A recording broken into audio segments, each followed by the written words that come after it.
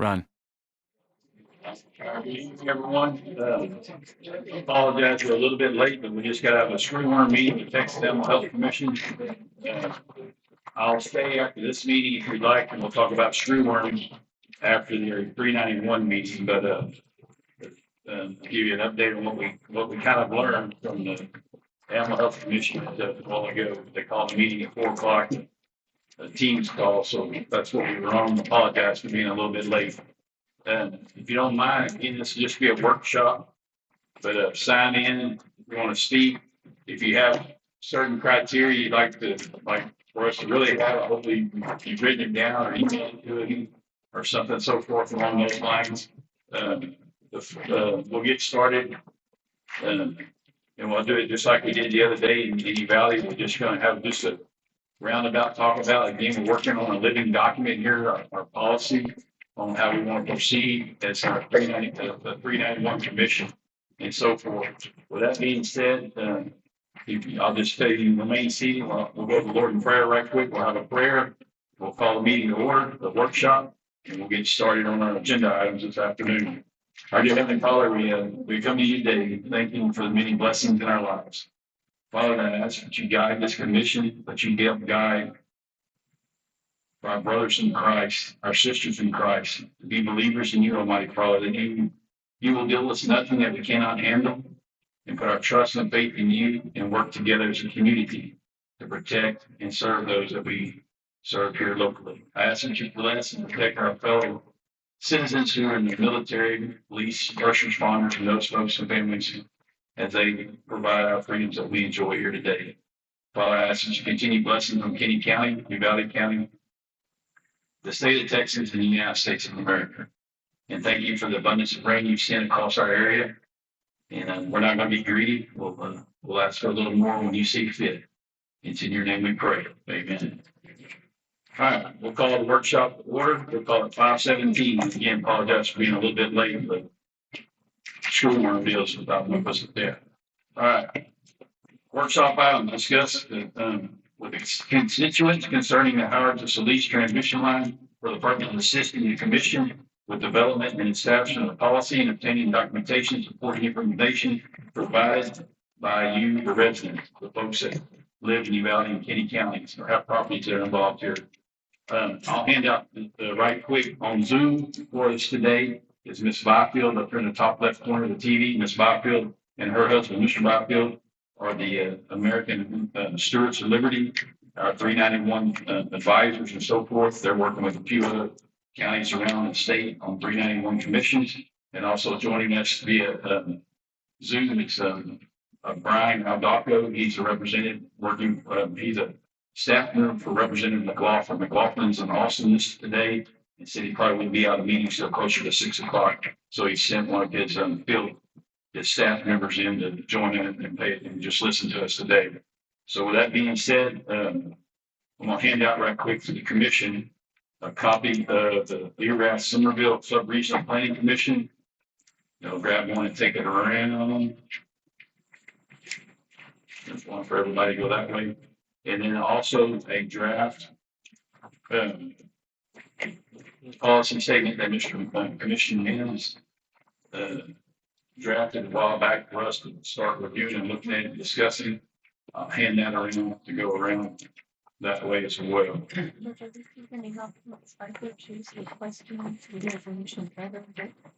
Yeah, these are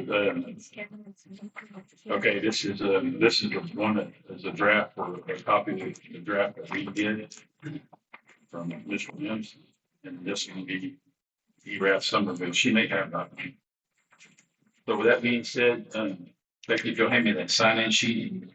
Again, just come to this microphone, visit with us. Again, I ask that you take your emotions out of this. We got to talk about this, about the facts and figures and things like that, or concerns that we have. I know it's a very emotional and hot topic. We understand that, but for the 391 Commission to get off on good grounds and good starting point of the policy and so forth, our policy, it will be a living document. I can't stress that enough. So it's subject to change as we go along here, but we need to narrow it down to some key points: health, livestock issues, generational value issues, things like that, and address certain items, obviously that the interveners talked about. We talked about that last week and everything. So with that being said, I'll invite you up if you'd like to address the commission, come to this microphone and visit with us and so forth. And we'll ask questions back and forth and work our way through this. This is just a workshop. There's no decisions to be made today. There's just open comment and dialogue with y'all to help us develop a policy. I'll introduce the commission. Some of y'all may not know. This is Commissioner Mims. He serves on the Valley City Council. Commissioner Gomez is the mayor of Sabinal. And then Commissioner Copeland at the end. He's a commissioner representative from the New Valley County Commissioners Court. And then Mr. Montalvo just joined us today to sit in and listen to us and be a part of it. So with that being said, Commissioners, y'all need to open anything? Start off with anything? Everybody good? Yes, sir. Mr. Brown, here's some of your documentation you sent us. You chuckle, but it's good help. And we appreciate all the footwork you've done for the folks and everything. And kudos to you for putting some of this stuff together. Some of this was the information that Mr. Money gave us last week in Uvalde, or that information you all scanned it and forwarded to you. But then the emails, some of those are duplicates in Mr. Brown's email. He just keeps adding items to it as we go along and so forth. But I have printed some of those and have those here today. But with that being said, I'll open it up to anybody here this afternoon that would like to address the commission and help us. Our mission statement, the mission and policy here. Ms. Baca may want to jump in here in a minute. But ultimately, the goal of the 391 is to stop the project. That is the ultimate goal of 391. Y'all fought it as on the legal side, as the civil side of it, through your interveners and so forth like that, to the commission and so forth. You had your hearings and the brief style and stuff. But the 391 is to me on the fourth grade level, it's more of it's a public information request, kind of on steroids, but it's government agency to government agency. Like it's this commission, we call forth a ERCOT, or we request a meeting with Texas Parks and Wildlife, or TxDOT, or TCEQ, or AEP, CPS, those folks. And they have to come to us and have an open Q&A session with us and so forth. So that's where we're working on deriving up our policy. I'll remind you that our next meeting is June the 10th in Sabinal at City Hall still. We also have City Hall, and that's at 10 o'clock in the morning on June the 10th. And I sent everybody on this commission a email with the little flyers and on the Becky, Okay. Brent and Scott Brown. He has one as well. So Okay. But June 10th is our next action meeting where we'll have items of action and so forth. But today's a workshop, so I'll quit talking and turn it over to you all. So if somebody likes to. Sure. Yes, sir. Send out the agenda first. Not yet, no, sir. No, sir. That'll be getting out next week, right? In a second. All right. So with that, turn it over, Ms. Byfield and her husband serve as an advisory to us. Don McLaughlin's our state rep, is an advisory member, non-voting member of the commission. And then Brent Smith serves as our legal counsel, non-voting member. So with that being said, Ms. Byfield, would you like to say anything today? Well, I think that was a very good overview, and I think it was good to see you in Stephenville, I guess, a week ago. Yes. I appreciate you attending that. I think that was very good. It very good to see how that will hold out. But I think you laid it out real well. This is, the purpose of the commission is to coordinate with all of the entities, particularly the state agencies that are planning projects in your area and to make your that you need. Your role is to protect the health, safety, and welfare of the people. Their role is to do statewide plans. And the whole purpose of 391 commission is to make sure that those two positions are in agreement. And that it's not the state forcing its position on the local communities, so that the local communities have that seat at the table and ability to advocate for, press for, and insist on what you need to protect the health, safety, and welfare of people. All right, thank you, Ms. Byfield. All right, who wants to go first?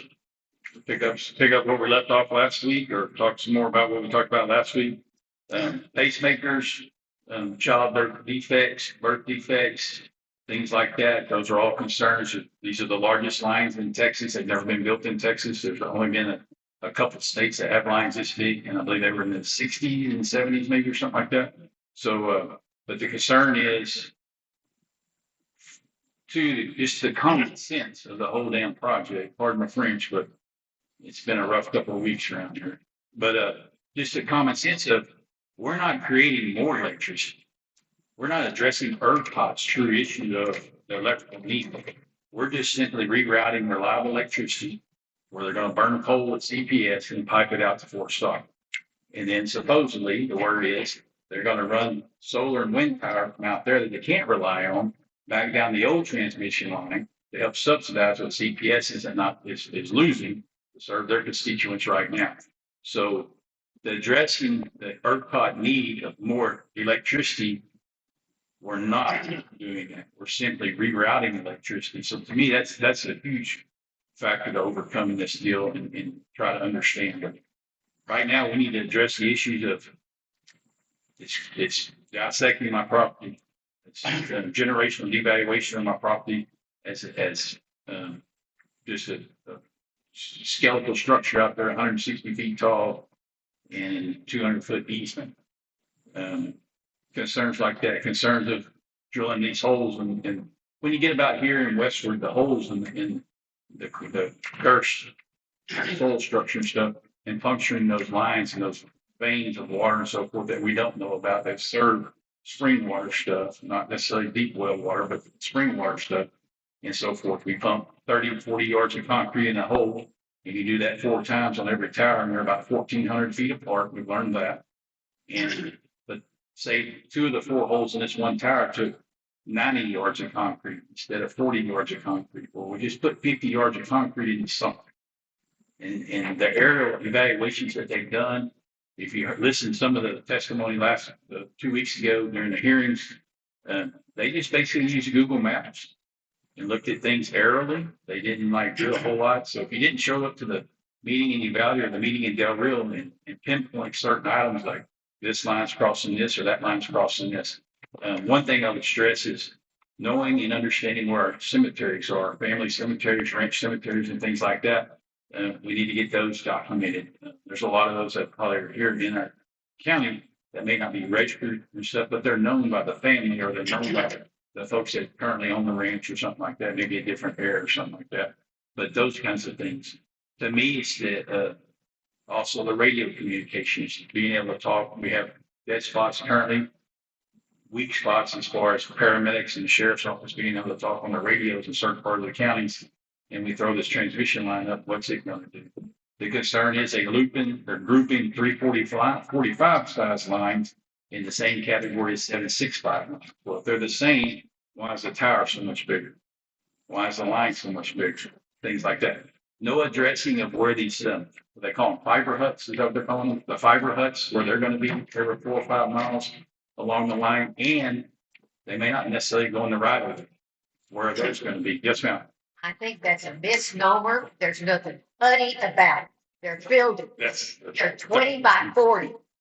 That is not a whole family to live in. And they're going to have lights that are going to have to be maintained. And I don't need the microphone, do I? No. I don't think so. Anyway, I don't think we ought to continue to call them huts. They're not huts. Those items, and along with the connection lines later on down the road where these there's potential connection lines to come in. But those are some things, the health issues, the water issues, the runoff water. They're trying to avoid Edwards Aquifer. Route 4 is avoiding the Edwards Aquifer for the most part, but then it hits the Edwards Aquifer when it crosses back into Uvalde County and comes across Highway 90. The line, Route 4 right now is going across just real close to the new checkpoint there outside of Uvalde. And then comes across and it goes across Kenny County just here north of town, and it hits the pipeline and right away up there west of town, close to is that 15? That's not what highway is that up there? Carter Valley Highway. Where? 3008? 3008? Is that 2520? Whatever the Carter Valley. Yeah, they're going to basically follow the pipeline corridor north and then cross over the Carter Valley Highway and then cross into Val Verde County. So, but the concerns last week were, like I said, were the health issues, things like that, the size of the line, and having the eminent domain power have they done an environmental impact assessment? No, they have not. They've done an environmental assessment. They haven't done an impact statement. The issue that was addressed last week in Stephenville, and went up there for theirs for Somerville and Iraq, was the issue of the impact statement, what was this? This Stockfield, the endangered species. Yes, ma'am. What was it called? The incidental take permit. Incidental taking permit. They've discovered that up there, that Encore, the provider up there, had an incidental taking permit from 2012, and it had identified, I believe it was 8 or 11 maybe, but only, what was it? 11 covered species. 11 covered species on it, but on the impact, environmental assessment, only 2 of their species were named, and there was like 11 others that added to it, and things like that. So those are things that we can look into, and this commission can address more one-on-one with those entities we talk about as we go further into this. Again, if you have specific information, send it to us. We're trying to read it. Mayor Gomez got wore out his treadmill, I believe, walking and reading stuff. So he told us last week, but that's the items we need, folks. We need those, pick a category, group up.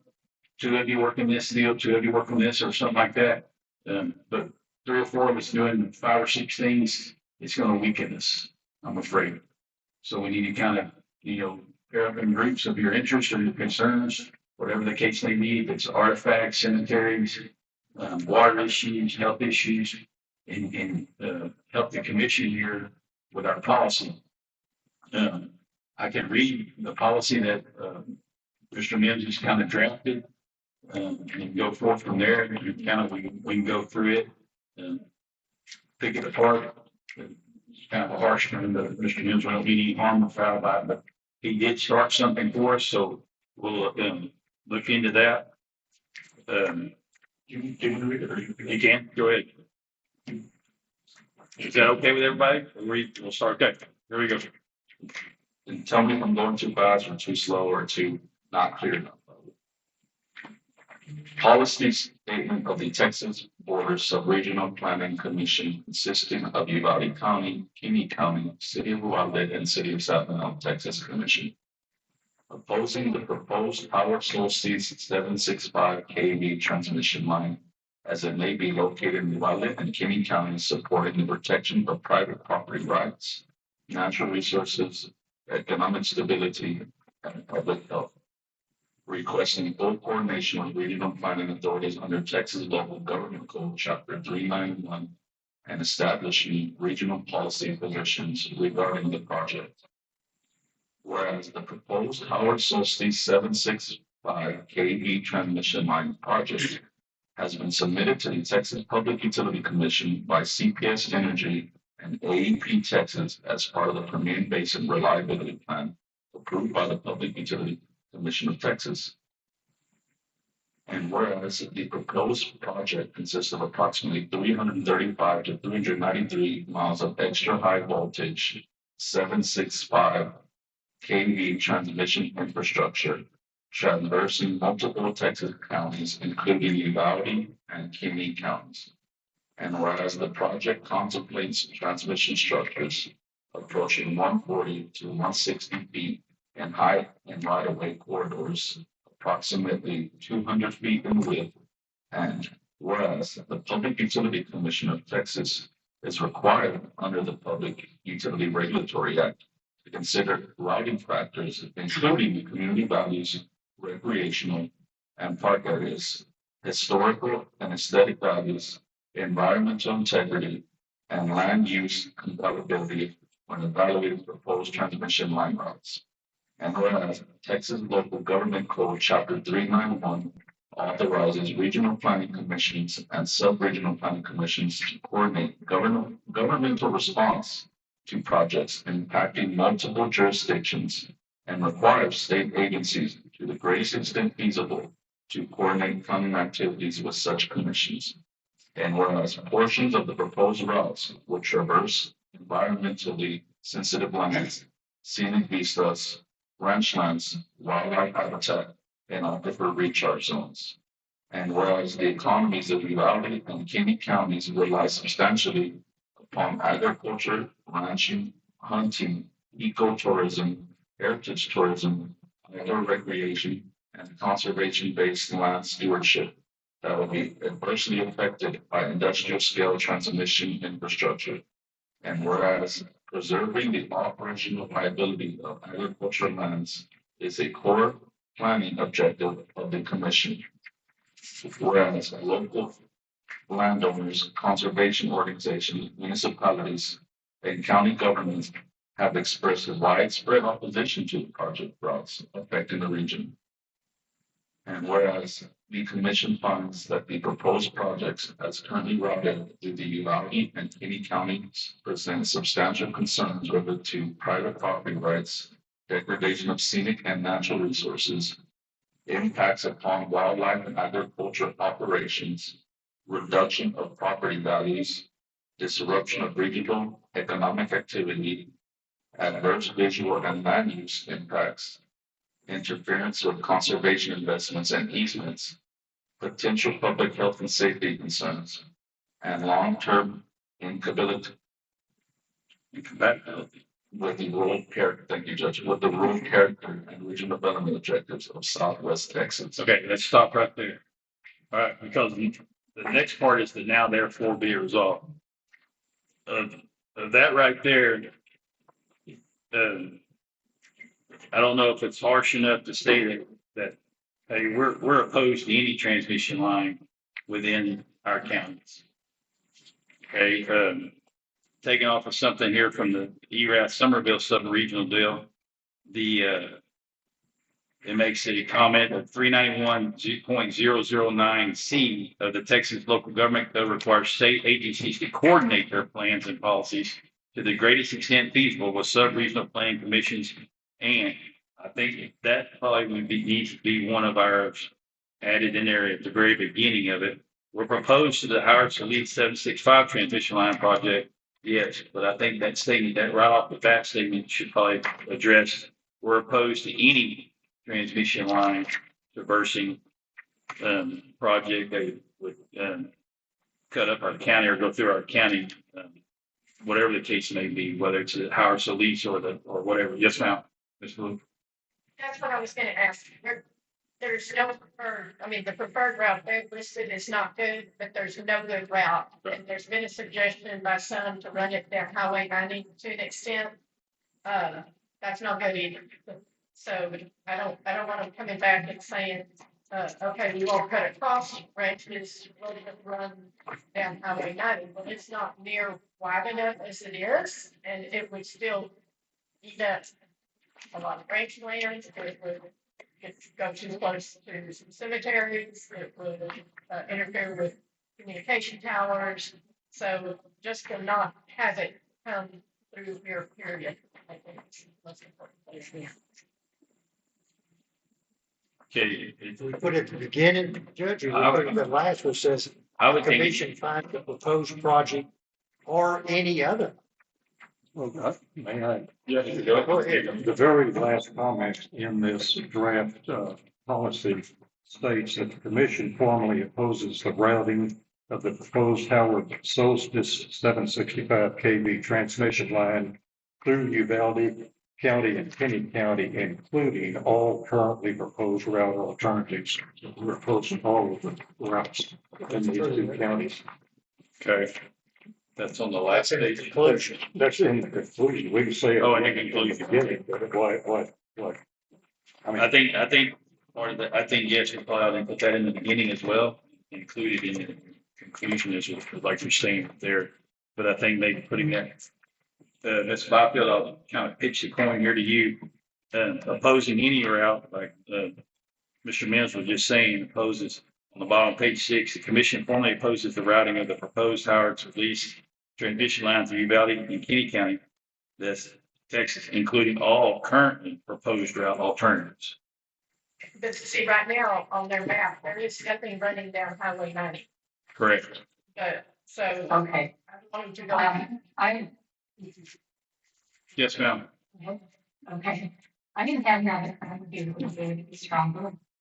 And we just, and that's literally the position you want to set in the resolution. The first thing that you want the agencies to be reading is what is your position? So I think having that up front is really good. I think the paragraph, Judge, that you pointed out in the ERAP Somerville resolution would be really good to add too, simply because it sets the authority of the commission as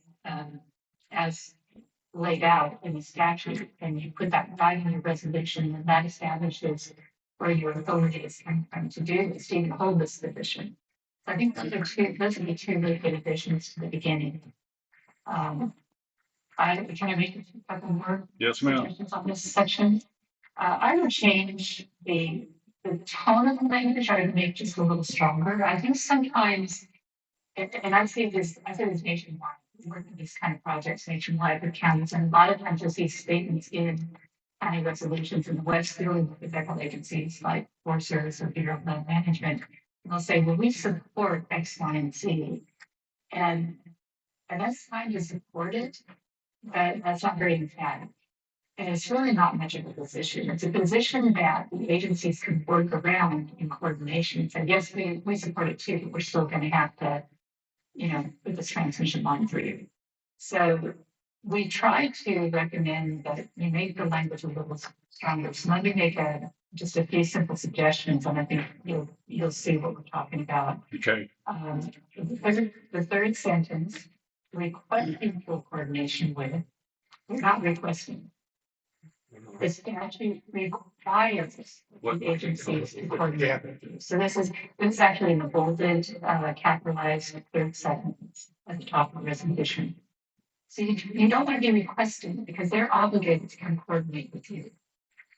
So what they're doing is you're requiring, the purpose of this resolution is to set forth your policy that they are required to coordinate with you. So I would change the question to required, requiring full coordination with. And I think instead of regional planning authorities, that's actually your authority. You're not trying to coordinate with yourself. You want to coordinate with all state agencies and their surrogates. And Brent and I have better way, legally accurate, specific way to say that, but you want requiring full coordination with all state authorities. That's what the statute says. It says that all state agencies are to coordinate with you. But and your surrogates, and like I said, I'm going to throw that to Brett to say, asking if that's the right vehicle. Yeah, as long as way you to track, say that. as long as you track the statutory language, that's the best way to do it. I agree. Okay. So the reason I say and surrogates is because we're taking the position, and this is one of the things that our attorneys, which Brett knows very well, Carol, we've had this conversation with, is that some of these entities that you will want to be sitting down with are not necessarily state agencies, but they are carrying out state-like authorities such as condemnation of land. So they're causal. They are basically a surrogate of the state in carrying out things like condemnation. So that is really the way that we feel confident making the argument that they have to come to the table with you. So that's why I was going to ask Brent. I'm not sure that and your surrogates is the right term. Yeah, obviously, non-governmental actors or agencies. Okay, did you catch what she was talking about right there? Yes. Yes, it's the third paragraph on the first page. Page 1, third paragraph. Where it says requesting full coordination, we'll change it to, Requiring full coordination. do you think demanding's too hard, Ms. Byfield? No, I don't. I think that here's the difference though. I think requiring is different than demanding. So requiring is you already assuming they have to be here. Demanding is a little more defensive. Okay, Does that make sense? yes, ma'am. Okay. So everything that you guys are in charge of this process. So you want to your policy needs to come across as this is our policy. We are in charge. We know you're required to coordinate with us. So let's get started. Let's get down to business. The other addition I was going to recommend would be in the 1, 2, 3, 4, the fourth whereas paragraph. One of the other things that these utility companies are required to do under the PUC commission is to establish that the line is needed. It has to be necessary. And this is becoming an even more important point. It's something that as we've been intervening in all 5 of these segments, that has been our primary argument, is that they have not established the line is necessary. And then if you all of the tracking the news today, Texas Public Policy Foundation released a study where they basically tried to replicate the ERCOT studies where they had established need for this line. And basically what they found is that the line is not necessary, that it is as economical or even more economical to build local dispatchable generation. So that's a pretty powerful study. It was very, very well put together. It's all documented. And it definitely supports everything you guys are saying. But the dynamics politically are going to start changing in the state because ERCOT's position is becoming weaker and weaker as they push this line into all the utility companies. So that's one thing in that fourth paragraph. I would add and insert there that they also have to establish the need. So that puts you in position when they're at your table. I would suggest putting demonstrate the absence of other viable solutions and consider routing factors, including et cetera. Repeat that, please. Demonstrate the absence of other viable solutions and consider routing factors, including community values, recreational. But we don't want to establish any other, consider other routing factors if we don't want to route it. Well, I'm saying to demonstrate the absence of other viable solutions, not routes. It's like, there's no other way to do this. We have to route it across the state, which is false. Okay. Establish that you can't do this. Back to Ms. Nutter. Yes. They haven't established the need to do that. And I think the TPPF policy paper that she's talking about is going to be a good source for language to use.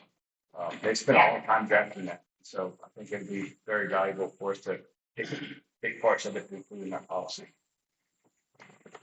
That's a really good point, Brett. It's very well written. It's very easy to read and it's common sense. So I think you're right. There's some good policy statements in there. Is it available right now for? I haven't read it myself, but I do know that they put out good material. Michael, is it available online? Do you know? Yes, I think Texas Scorecard linked the study. So they came out with an article on it today and they linked the study. I'll get it. I'm pretty sure. Which We policy? can incorporate that into. Whose policy are you talking It's about? Texas Public Policy Foundation. Oh, They're a think tank in Austin that comes up with all kinds of issues, papers and suggestions. And they've been researching this topic for a long time. And I'll find a link and send it to all y'all and make it available to y'all. TPPF is highly respected in the Texas legislature.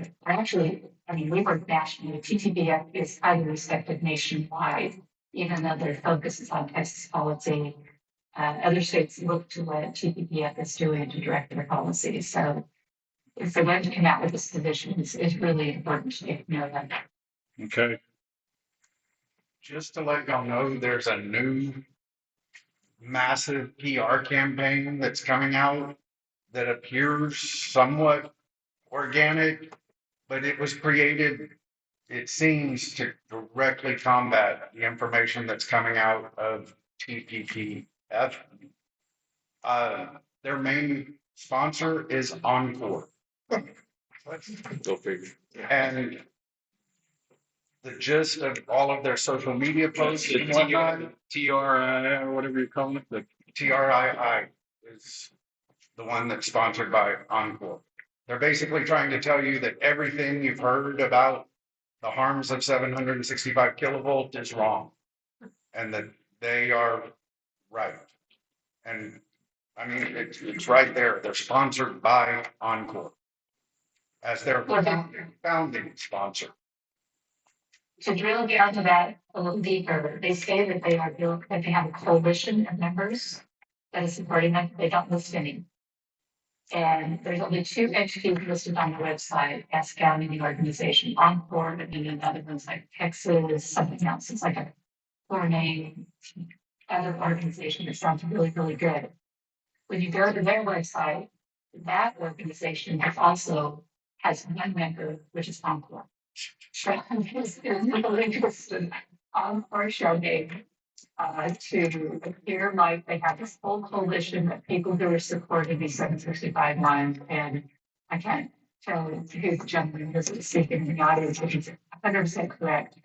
At this point, there's only one entity behind both of these, and that's Encore. That gentleman in the audience is the almost world famous Scott Burnham. His family has quite a bit of the line running through them, basically dissecting about thirds, right? Bottom third, top 2/3 or something like that, kind of. Would say, not really right down the middle, but kind of dissecting across The heart of the range. the heart of it, and they have to drive under it in daily, going into and from their house. While I have the floor just a second.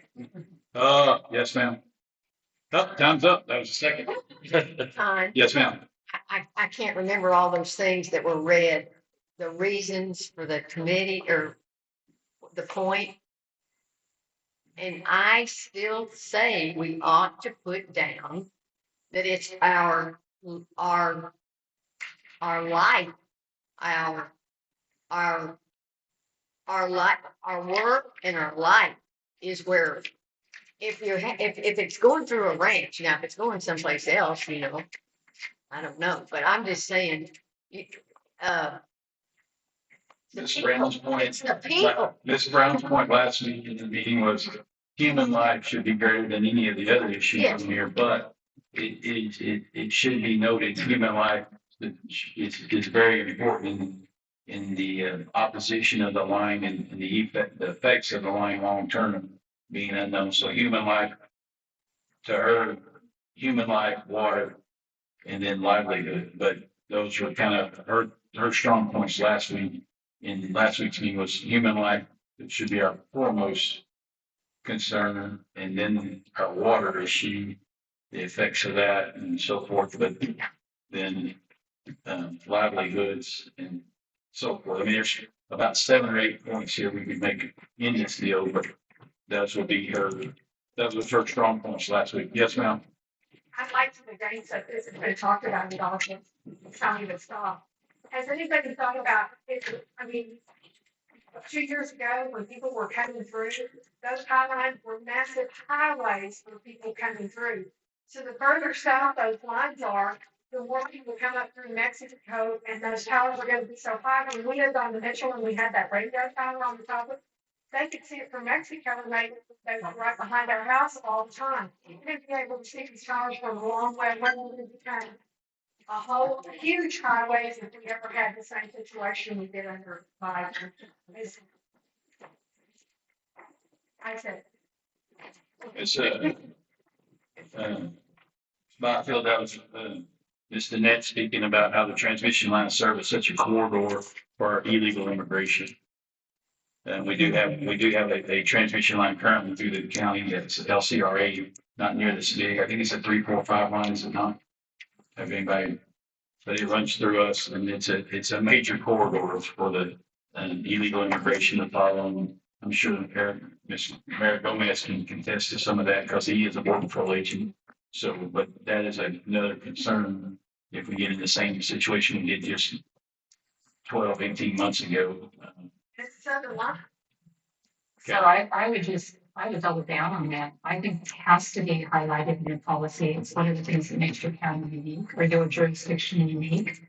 That's a key national security issue that has to be considered in this Okay. policy. You guys are the only one standing on the front lines that are going to make that happen. So, and based on that alone, you guys have a very strong position to say you're 100% opposed to the 765 line. You're not only, and this is going to be a different corridor size than what you're doing with right now. It's 200 feet wide, not your typical 80 foot wide. I don't know how wide your LCRA corridor is, But it's much wider than a regular transmission line corridor. The second thing is, because it's such a high voltage line, the vegetation has to be effectively not very ground, but pretty close. So there's nothing that's going to be deterring illegal immigration. This is good. This is a highway. This literally can be a highway park. So I think it's a very valid position. Okay, good valid point there. Yes, We've Brett. had a few pursuits of vehicles along these pipeline right of ways as well, like actual vehicles being chased by law enforcement, not only on foot, but Down the pipelines, they bail off the road, they go down the pipeline right away. Yes, isn't that, you done? Okay. Yes, ma'am. Sorry. I read an article like this morning and it was about, it's the data centers, but basically they're saying that they're saying like George Soros or some of the upper money people that are trying to manipulate us, that he's paying for investing in the data center type things, but he's also paying for the people that are against it. So he's stirring both sides against each other to make us all fight. The article is strictly about the data centers, but there would be no reason he was involved or because it was like, they traced it to where he is donating money or has his foot in it. But then he also, some of the money goes back to the people that are saying, no, we don't want data centers and we want this and that. His money's in that too. So it seems like it would be basically the same to turn everybody against each other and not fight as one unit. Okay. All right, are we good to probably flip the page Got your here? question. Go. I'm sorry, Drew. I noticed when you're going through the paragraphs there, you mentioned heritage tourism. So in Uvalde County and Kinney County, you both have national registered historic places. When the Edwards Aquifer Authority was trying to set their landscape, they actually named the National Register Historic Place in Kinney County as one of the reasons that they needed to have the authority over the natural resources here. So maybe being more specific about the heritage tourism and what's in there may be helpful to the argument to actually name it. I'm just going back to one of the presentations that Edwards Aquifer Authority used when they were going through this, and they named the National Register Historic Place rather than just calling it heritage tourism. So in Uvalde County, you have several, but then you have one of the largest privately owned National Registered Historic Places in Kinney County as well.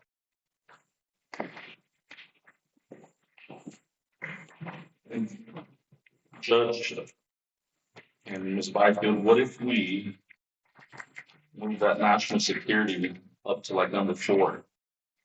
To the Yes. points. Would you say that, Ms. Byfield? Because you said it's pretty, that's a significant one. Yeah, that's important. Yes, I would agree.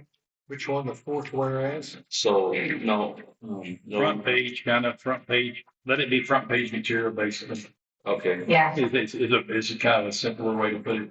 There's probably we just make that national security issue of kind of a whereas there on the front page, tied in somewhere there, something into or tied to. and I'm also talking about the sections too, because like instead of like, they use power lines or legal aliens use power lines for kind of like a guide or a go by, you can make that section 4. Okay, maybe something to think about. here's another I like that. a small thing. Yes. Nothing large, but on the height, I noticed the Erath County policy, it says exceeding 150 feet and we're using approaching 140 to 160 feet. Okay. I think the same exceeding 100, I mean, assuming it's the same line, I think that exceeding 100 feet sounds better and exceeding 200 feet sounds better than approaching and into the range. That's a small thing.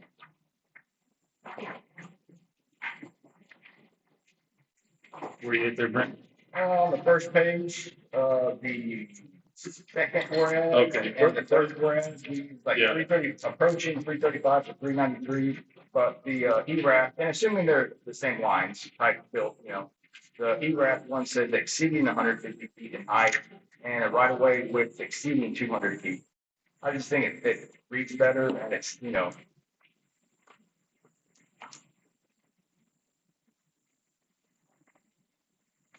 Okay.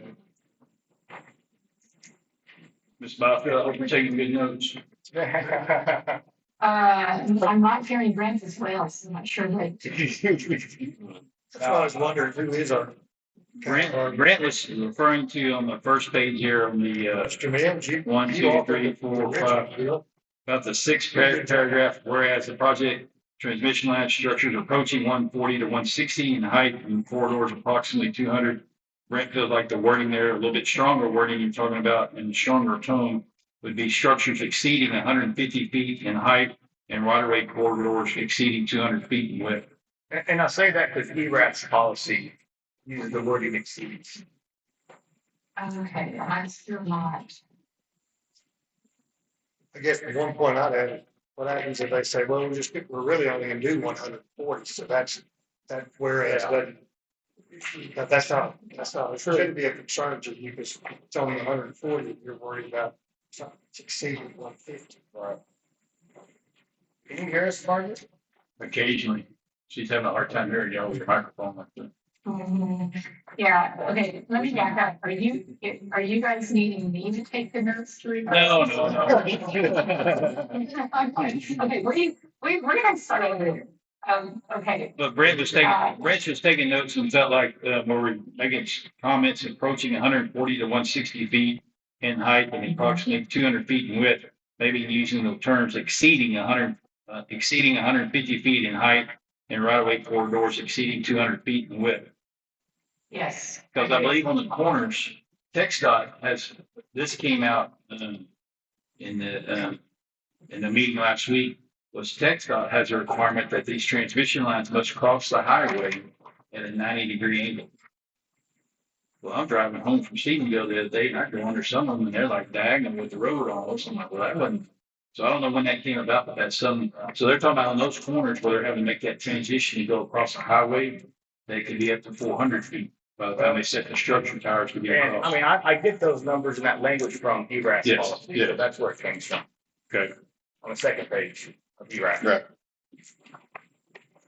Did I say that correctly about TxDOT and the 90? Approaching 140. That was talking about, I believe last week, and that up there was Approaching 140. a 90-degree crossing when they cross the highways and stuff or something like that. And my concern is, and some of the things is, when you get to looking at Route 4, which we're opposed to any of the routes, but the Route 4 that they've got up there, it crosses 277 5 or 6 times north of Loma Alta. Like it's just zigzagging over 277. And right now they're talking about trying to make 277 I-27, Forts to Plains corridor. So here, what's that going to do? Del Rio's thinking about wanting to open another port. Eagle Pass is trying to do another port of entry. And if the corridor, the interstate corridor falls through because of this power line deal, it's traversing up and down it like that. I just thought, man, why would you want, that's not very friendly country to begin with through there. And then they wanted to, literally, if you look at it, it crosses, I believe, 277 5 or 6 times north of Loma Alta. And that over there in Valverde County. So that's I notified the Maverick County judge and Judge Owens of that. Valverde County, I said, something to consider here is, consider, their economic development programs are weighing pretty heavy on the I-27 corridor being done. Eventually, I believe the Highway 90 project will be done before that project's done. So that's something they're addressing. Not here, but. And there's a lot of medical errors that occur on the highway. Yes. Where the contractor has to land on the highway. And that's been a big issue is cemeteries, airstrips, and whether they're registered or not, but just a family strip on your place on a ranch or something. And then the live flight helicopter patterns and stuff and so forth. All right. Anything else on page 1 there? So I have an idea to run by the commission of the people. What if we talk about, so she brought up Homeland Security and Ms. Byfield, concurred that that's a huge issue you could use to our favor. What if we talk about how this commission was started because of the Homeland Security issue and it's coincidentally, it's happening again, that they could use this against us, the illegals could use this against us, the cartels could use this basically as a GPS, as a map, as a guide to smuggle illegal aliens and drugs and traffic people. They do. Yes, absolutely correct. We could just talk.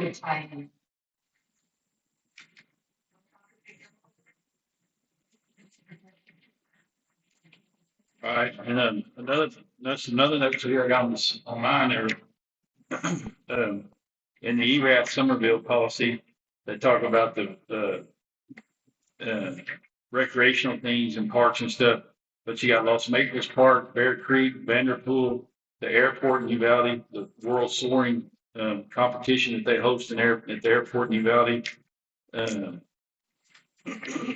Garner State Park, the new Garner as well. But then we also have Kickapoo State Park, Silver Lake State Parks coming along, and then Fort Clark Springs and the springs and stuff. So that's some other just within the county that I got thinking about brainstorming.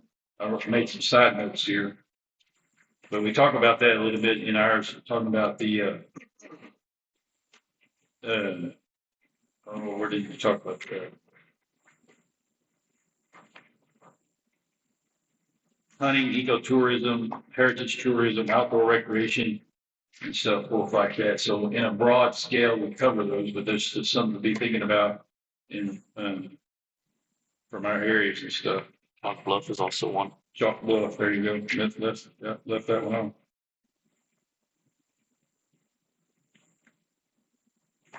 All right, kind of get through those pretty good. Everybody got an idea? I've got one comment. What do you got for me, Mr. Copeland? Appreciate the comment. And then taking, we got a good template here to start with, on doing a policy, but on page 2, section 2, environmental and natural resources, it says the commission declares that preservation of wildlife habitat, ranch lands, dark skies, scenic corridors, and conservation lands constitutes a regional planning priority. And it said the commission supports routing alternatives. I think what I've heard here is we really don't want to allude to any routing alternative. Okay. And so if we took that, we'll just be silent on supports routing alternatives that, minimize visual intrusion. The next line just says any proposed transmission project within the commission's jurisdiction must show how each of these was evaluated and addressed. So it puts the burden of proof back on them that if whatever route they do choose, they have to show how it was evaluated and addressed for wildlife habitat, ranch lands, dark skies, etc. And I made a note here as well. I think perhaps we would say the commission supports alternative solutions that avoid, Okay. and then list those issues there. Okay, let's get into that section. This is the now therefore be it resolved by the Texas Board of Sub-Regional Planning Commission that Section 1 is protection of private property rights. The commission affirms that private property rights are fundamental and no routing decision should unnecessarily burden landowners where less intrusive alternatives may exist. The commission opposes to the use of eminent domain for routes that fail to minimize impacts on private property and establish rural land usage. Any proposed transmission project within the commission's jurisdiction must fully identify and evaluate all potential alternatives to a project. That's number 1. Judge, could I? Yes, sir. Could I say something just to orient what we're doing here? We've worked through this long list of whereas second stage. And now we're trying to put together those issues that we want these other agencies to agree with us on. And so the rest of this policy statement consists of sections covering broad subjects. Section 1 is protection of private property rights. We talked about that. Section 2, environmental and natural resources. We'll go into discussion of that. 3 is groundwater protection. 4 is economic development and tourism. 5 is cemeteries. 6 is locally sited dispatchable electric generation, on-site generation in the Permian Basin. 7 is aircraft. 8 is stray voltage. 9 is biological and health evaluations. gets into the human part. 10 is pipelines, 11 is emergency response, people, then 12 is intergovernmental coordination, and we list agencies that we are requesting coordinate with us. 13 is public participation, we're just simply urging that. Section 14, least harm alternatives, we talk about that, and then we have a conclusion section that encapsulate, that's not the word, it summarizes in a short space what our concerns are, just restates it. So I just wanted you to know what we're getting into here. We could be here for days if we don't take this in bigger chunks. I think I don't mind being here for days. That's what we're here for. But I'm trying to put myself in your seat, and you're probably sitting there saying, "God, how long is this going to go on?" So with that in mind, you know where we're going from here on. And I guess another point I was trying to make is, out of those 13 or so broad categories, what are we missing? I think that's an important question. What broad? Security back in that section. Ma'am? Homeland security. Security back in that section. Oh, yeah. That's right. Working with. I think that's a good. Is there any? And should that part about alternate routes be taken out? What do you got? He read, you read something about alternative routes or something. Yeah. Environmental and Natural Resources Commission supports routing alternatives. We're gonna delete that part. Yeah, delete. Delete, we're gonna just delete it. The commission declares that the preservation of wildlife habitat, ranch lands, dark sky, scenic corridors, and conservation lands constitute a regional planning priority. Any proposed transmission project within the commission's jurisdiction must show how each of these was evaluated and addressed. And then I make a comment. look at in section 2 here, we could scratch the commission supports any routing. We'd scratch those. But, and then just say, hey, we want you to address how you preserve wildlife habitat, ranch lands, dark sky, scenic corridors, and conservation lands. In that first sentence. Yes, ma'am. Can I make a couple comments? I'll start with that paragraph. I like, this is kind of a personal preference, and I'll explain why I like to do this. The commission declares that preservation of wildlife, Where were you? preservation is No, section actually, 2. I don't know that that's what you guys are about. Because preservation is a lock-up, non-use, don't touch approach. I think what you're talking about, especially from some of the comments where it's humans, people, man's work in the environment, the productivity of the land, the use of the resources. You're not trying to lock it all up. You as a commission want to see the people be able to use their land properly.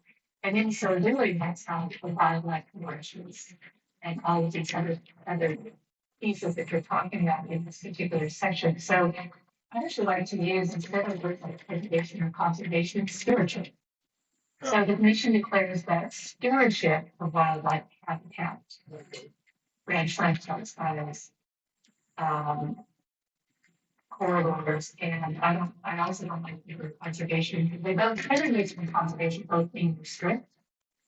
And I think conservation is a little wider term. It's to constrict. Preservation is really to lock up. But when you compare that to the concept of stewardship, stewardship is that concept of man's hand in the land. Actually, it's the biblical perspective of how we're supposed to manage the land. So I think anywhere you can kind of change your language to be more positive would be beneficial. But let me go ahead and back my thoughts. Why do I have to mind? Back in the very first section, still at the whereas section, there were a couple more comments I had. The very last whereas, I think you can make a lot more emphatic, and it'll kind of clean up a lot of the comments that I didn't, that you had already stated. I think he said, whereas the commission finds that the proposed project, instead of us currently advocating about the 20% substantial concerns, it's not the concerns that you're worried about. I think what you would be better to say is whereas the commission finds that the proposed project is incompatible with the policies of this commission specifically, or even is incompatible with the custom cultures of this jurisdiction, or something along those lines, that one of their key elements of coordination is that their plans are inconsistent with your plans. So everywhere you can point out that their project is inconsistent or incompatible, it is very good to do in your policy because it sets that stage of conflict that they are creating to your jurisdiction. And then I would list in those bullets, I would add that one of the other major concerns is it will create a new illegal immigration corridor. I think that really is a key point. Okay, I have that incompatible statement at the very end, but you're saying put it in front too. Or I put it in front, Okay. yeah. All right. Okay. You kind of have it in the end as your conclusion, kind of, Yeah. our conclusion is kind of going to be a Wrap up. restate. Restate of everything. If it's it's the last bullet point, long-term incompatibility with rural character and regional development objectives and stuff. And also, So we'll just leave that. we can't say it enough. We say it more than once, that's even better. Okay. Even, I like it more than incompatible. leave it in the end, leave it in the front. Everywhere. Our two words were incompatible, and what was the other one, Ms. Byfield? Incompatible and inconsistent. With our jurisdiction. Within I our, think I think in this particular phrase, incompatible is the right word over inconsistent. okay, And that's really what you're trying to establish. If, just hearing everything that you all, the commissioners are saying, as well as the audience, is this line is incompatible with your jurisdiction, with your community. And so I think just saying that boldly up front is straightforward is good.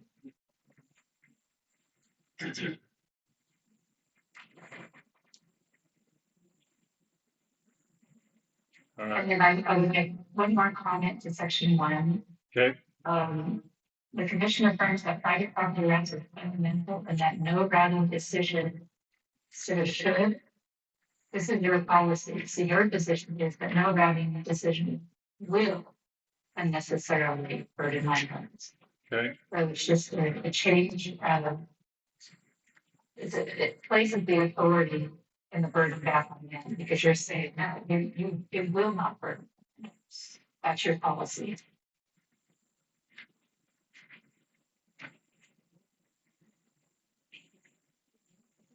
And I might add on that, at the very end of that sentence, the striking may. Where less intrusive alternative exists. okay. There you go.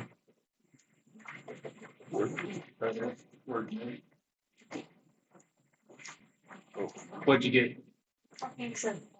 Judge, I suggest that you make some copies and hand them out there, just maybe they can help us a little bit. Anybody like a copy? $5. I'll take it. You're not gonna be able to keep up with our hand scratch, but that's what that's the template we started with. And that's what we're working on. And I apologize, I didn't get much of this done this weekend dealing with screw. There's my. Thank you. But like I say, just because this work with us and know that this is a living document, like this is, once we approve this or have a draft next, June the 10th, and we approve it, that doesn't mean that it's set in stone. Something comes up or something else comes about and you want to address it and say, I think we missed that here, holler at us or come back to me and say, hey, Judge, where did we talk about that? And I can say, look, to me, that is here in this bullet point. It's inside that. It's a little bit deeper in the onion maybe, but it's there. It can be it's addressed. All right. Are ready to move on to section number 3 then? Yes, sir. Good progress. Thank you, Ms. Byfield, for helping out with our terminology. We want to be I guess the political term here is that we would like to be, polite assholes. Yes. Right? Probably not as mean as I was earlier in the screwworm meeting, but a little bit nicer on this deal maybe. All right, number 3 is groundwater protection. This is a major issue, so I'll read it. It's on page 3. You want to flip through page 3. All right, and just hear us out. Let us read it and hear us out and make you kind of, if you got a pen or pencil, kind of make some marks where maybe you can make it a little bit stronger without overstepping the boundaries, or no, we don't need to worry about that, or something like that, or whatever. The commission finds that transmission route proposals that fail to adequately identify, evaluate, and protect historic and existing water wells and groundwater resources are incompatible with the public health, safety, and environmental protection objectives of the region. Should it say region or commission? Commission. Okay, the commission, so right there, commission. See, I'm learning. Anybody else? Paragraph 1, we're good? No. What? We got? Groundwater, I think we should take out that fail, like take out that. Like the commission finds that transmission routes proposals fail to adequately identify, or am I reading that incorrectly? Commission finds that transmission route proposals fail. They got that. Yeah. You're saying that, hey, y'all didn't, and I agree. I can agree with that. I can go with that. All right, paragraph 2. Any proposed transmission project within the commission's jurisdiction must fully identify, map, and evaluate all water wells within the adjacent to the proposed right-of-way, including historic wells not reflected in existing digital records, and must demonstrate that such wells will not be rendered and thank you, Gomez, inaccessible or left improperly abandoned as a result of construction or operation. Now, who's gonna do that inspection?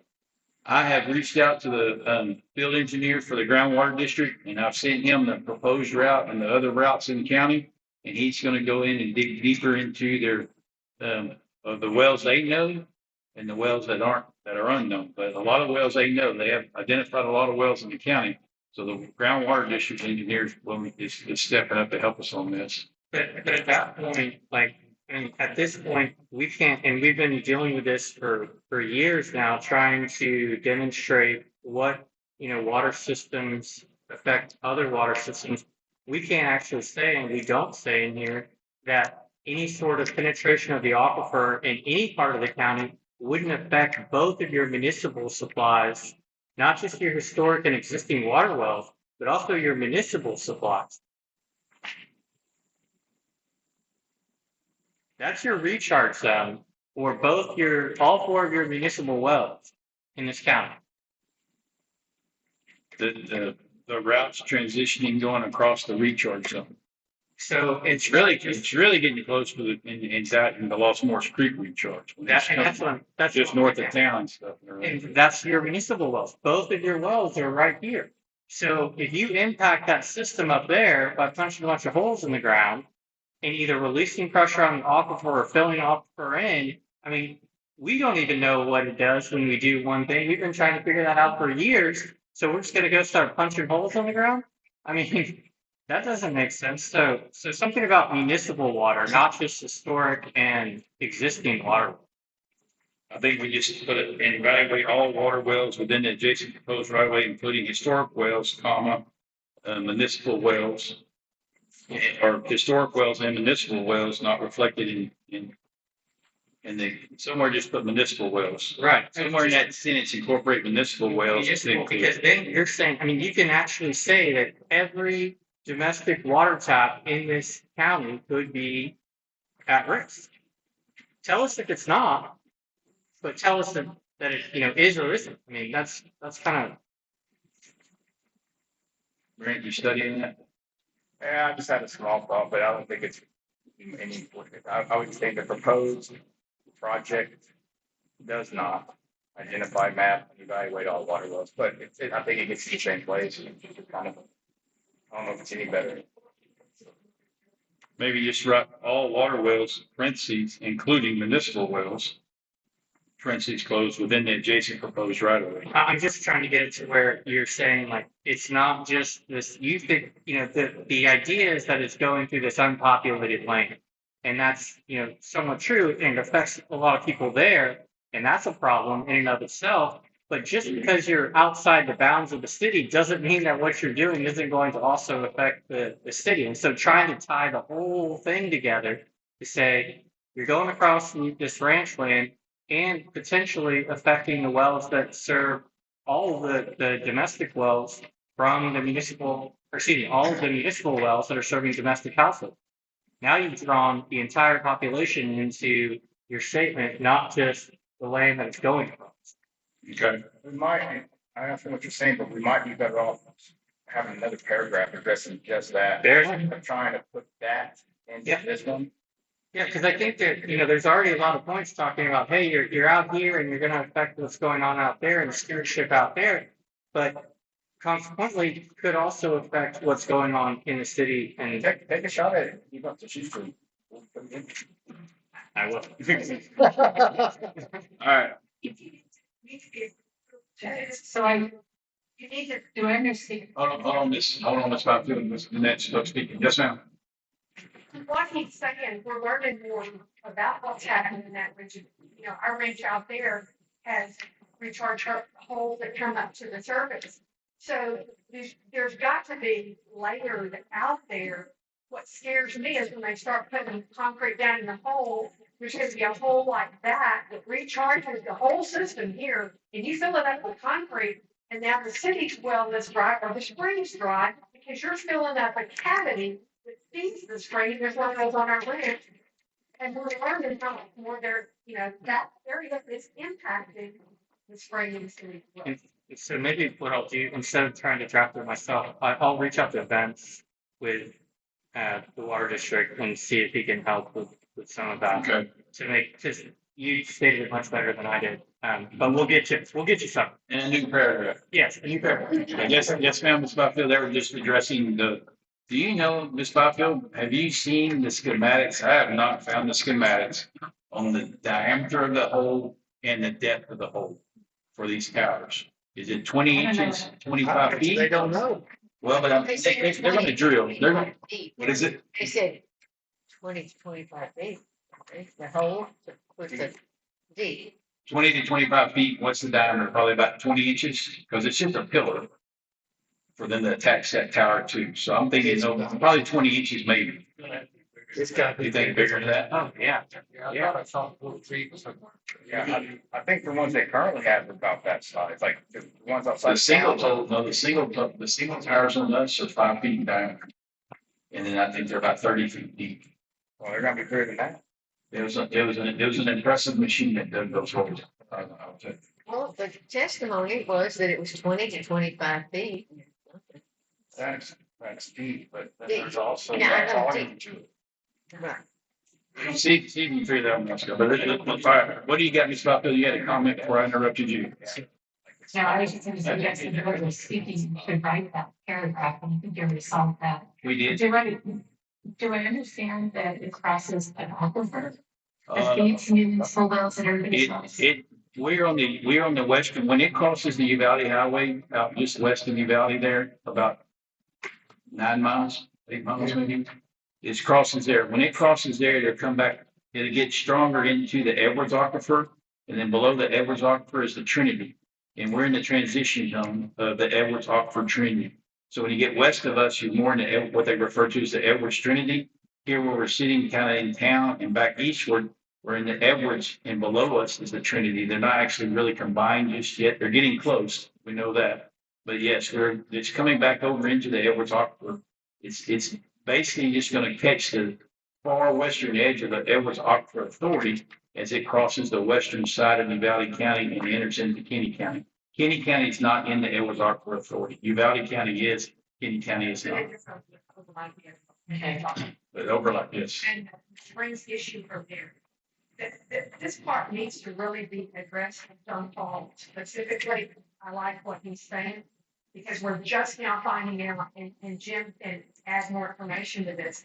As it rains out there, we're finding out that when we block that water on the creek, they're finding that that's helping. So we're finding more impact out where grounds are than we thought. Okay. Does that help you a little bit, Mrs. Byfield, a little bit? I couldn't hear her. She was just confirming what we talked about, kind of, everybody in the room kind of understands what we're talking about because it's been such a local topic for so many years for us. But we're starting to understand that there's more. As the eastern side of the county receives rainfall and the northern eastern part of the county, it seems to have more of an impact back this way to us some. And we're starting to put those numbers and connect those dots through the water district. The water district has quite a few monitoring wells within the county and everything they keep track of and stuff. But we do have a natural spring here that spring fed the big pool at Fort Clark Springs. And it's a big attractant for us and everything. And it's been struggling the last 5 years, 6 years of staying consistently full throughout the year. It'll come and go as the rains come, but on a consistent basis, it's been a hit and miss probably the last 4 or 5 years. Yeah. But this is why the Edwards Aquifer Authority made the point that they were trying to also protect this National Registered Historic Place, is because that's where the spring is. And so that was their whole idea of why they needed to have, one of their arguments as to why they needed to protect that aquifer area. So I don't know, I mean, obviously we've already agreed to that, but we should make the same argument. Okay. Railroad Commission will have certain things for shallow water. And probably if there's areas such as that, you might need to get the Railroad Commission involved in each one of the drills. When you go 70 feet, it has to be sent in the case. You drill on a well. But if you got shallower zones, then the commission needs to get involved. Okay. That was Mr. Collins speaking about the Railroad Commission getting involved in after you reach so far in depth on wells and so forth. All right. I do agree, Judge, with naming those historic places. Yes, ma'am. Specifically the policy, I think that's good. Is actually, if you can think in terms of making sure you have a major roadblock in your policy that covers every route that they're considering. I think that's something to aim for. Oh, Lord. It doesn't have to be something specific, because if it's an issue that comes in, that's great. Where you have the specific issues, I would make them. To answer the question, and I was thinking the same thing as my brother, we're talking more like 6 to 12 foot diameters for the foundations. And then that's multiplied by 4 for each tower. And that's for tangent structures. Whenever you start into angles and turns, they can go up to 8 to 16 feet in diameter. And then 30 feet down or however far down. That's a lot of concrete. How deep is the spring? When it's real wet and real moist, like the water, we have a natural spring underneath the pool. And when it's running, when we're in adequate conditions, we actually have to pump the spring out from underneath the pool or push the pool out of the ground and crack the pool. So we actually have a pump well over there. It's on a sensor in the spring. So we're real shallow right here. And when it rains in the north, it's almost immediate with that spring response. Yeah. So you can't be going too deep through the structure because it responds so quickly to rainfall. And drought.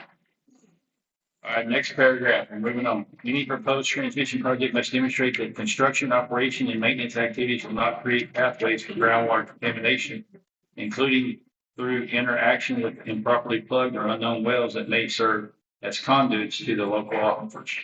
Pretty cut and dry there. If you have a water well, where maybe it's 100 feet.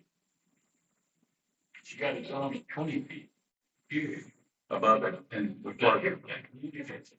Invocation out of that well, 85 feet. It's going in there. That's my concern. It's like my wells just say 600 yards from a tower structure. And my well's only 120, 130 feet deep.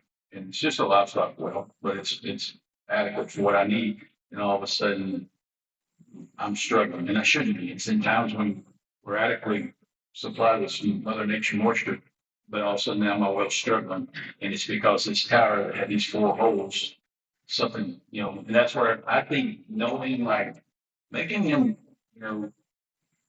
come back and answering the committee and saying, these are the the GPS coordinates of every hole in your county, and this is how much cement went in each hole.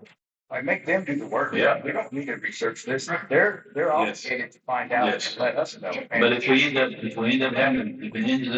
up losing the battle, then I think, hey, you deserve to come back to this committee and report back to us how much cement went in every hole. If you said it was gonna be 32 yards and you got a 10%, well, you get 10%, 12% slide either way.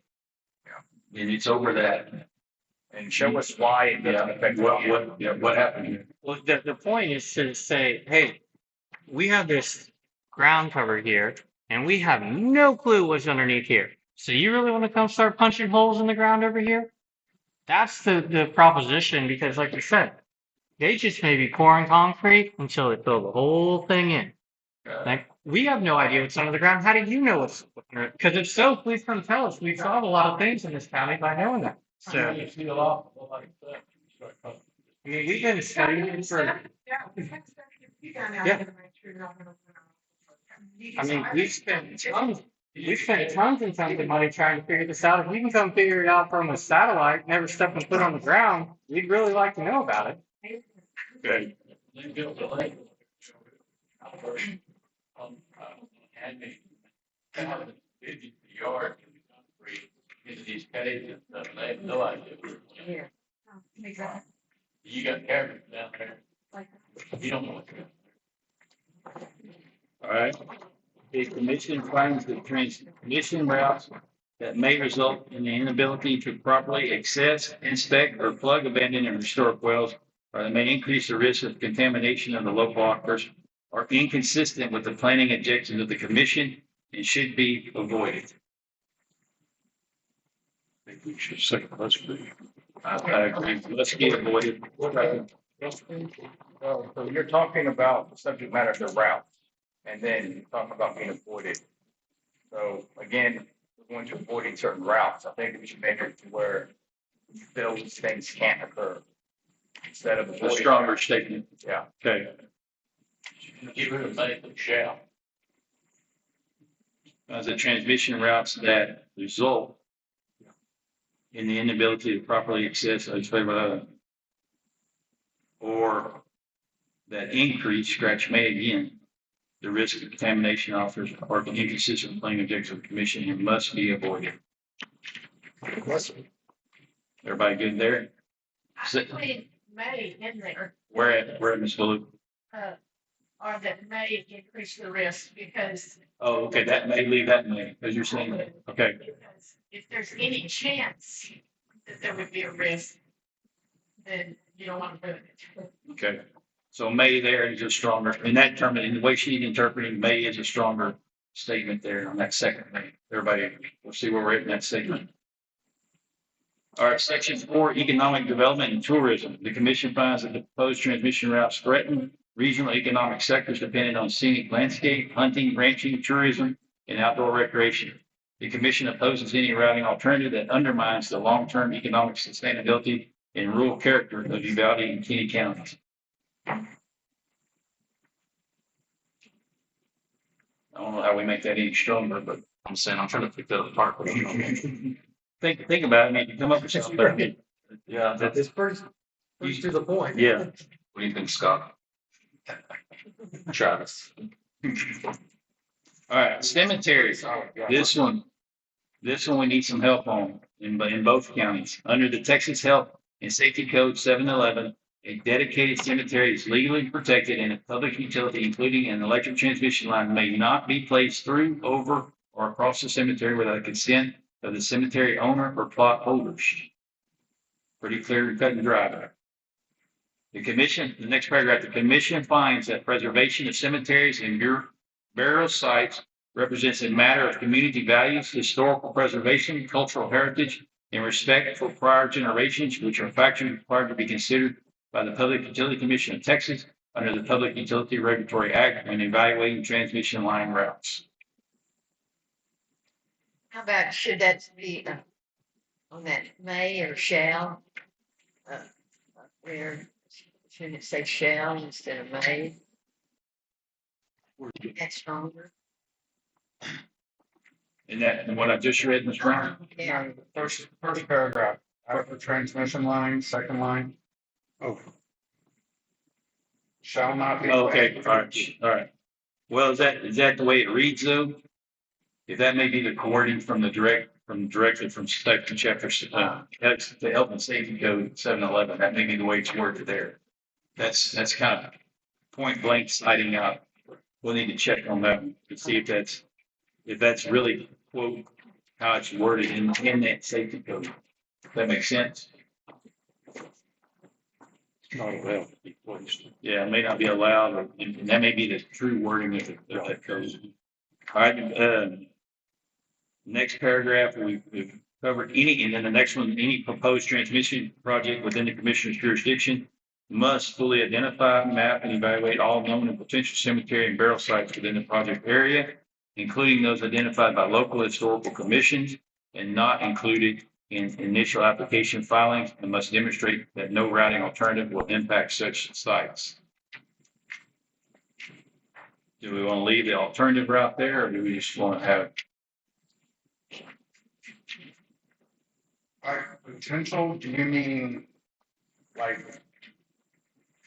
future? I was or- wondering that too, because I'd be turning a lot of land into a cemetery. real quick. Right, there's. Yeah. I see it as two different ways, potential meaning future or potential meaning it might possibly be used as a cemetery. Because it says the next line says local historical commission is identified by local historical commission, meaning that are you aware of the potential of a historic burial site? Because otherwise, I think I know where you're going, and yes, it'd be all over filing for a dedicated cemetery because how larger. Potential being a future site, or potential being So one lot. historical potential site.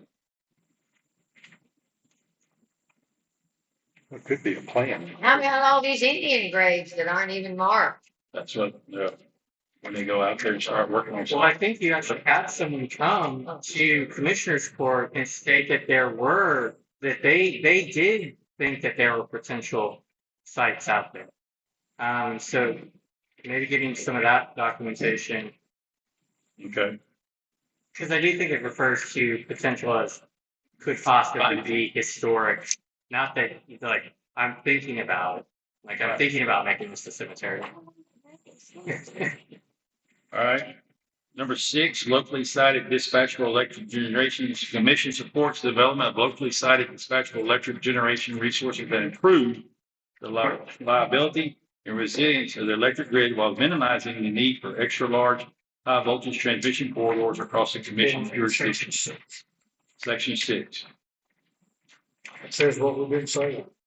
Yeah, I agree. That's fine. I agree. The commission finds that section 7 aircraft.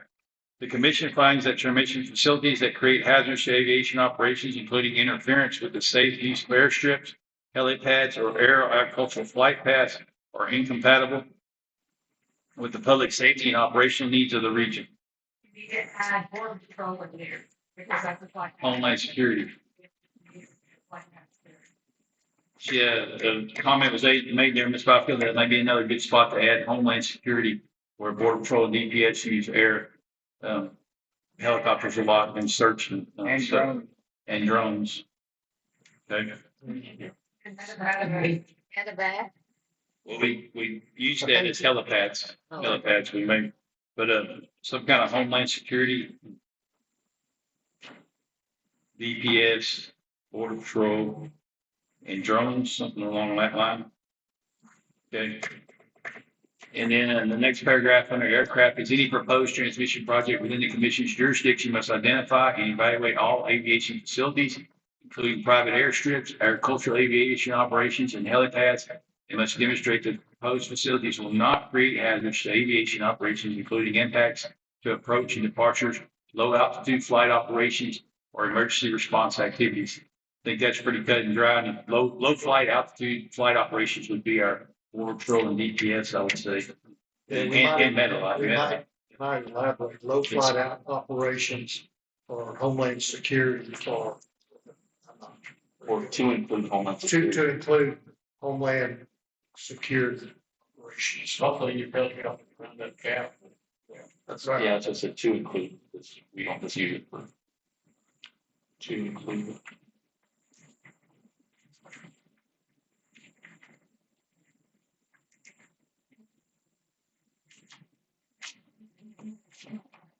Yeah, and I keep saying one thing, but one thing we might consider when we look at this, instead of saying a proposed project must do these things, we might just word it to where like the proposed project does not do Okay.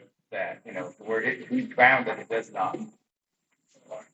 It's kind of a more of a, A little harsher. They didn't prove that. They haven't provided that they proved that this proposed route is avoiding airstrips, aviation operations, agriculture, aviation, ranching, farming, spray crop dusting helipads.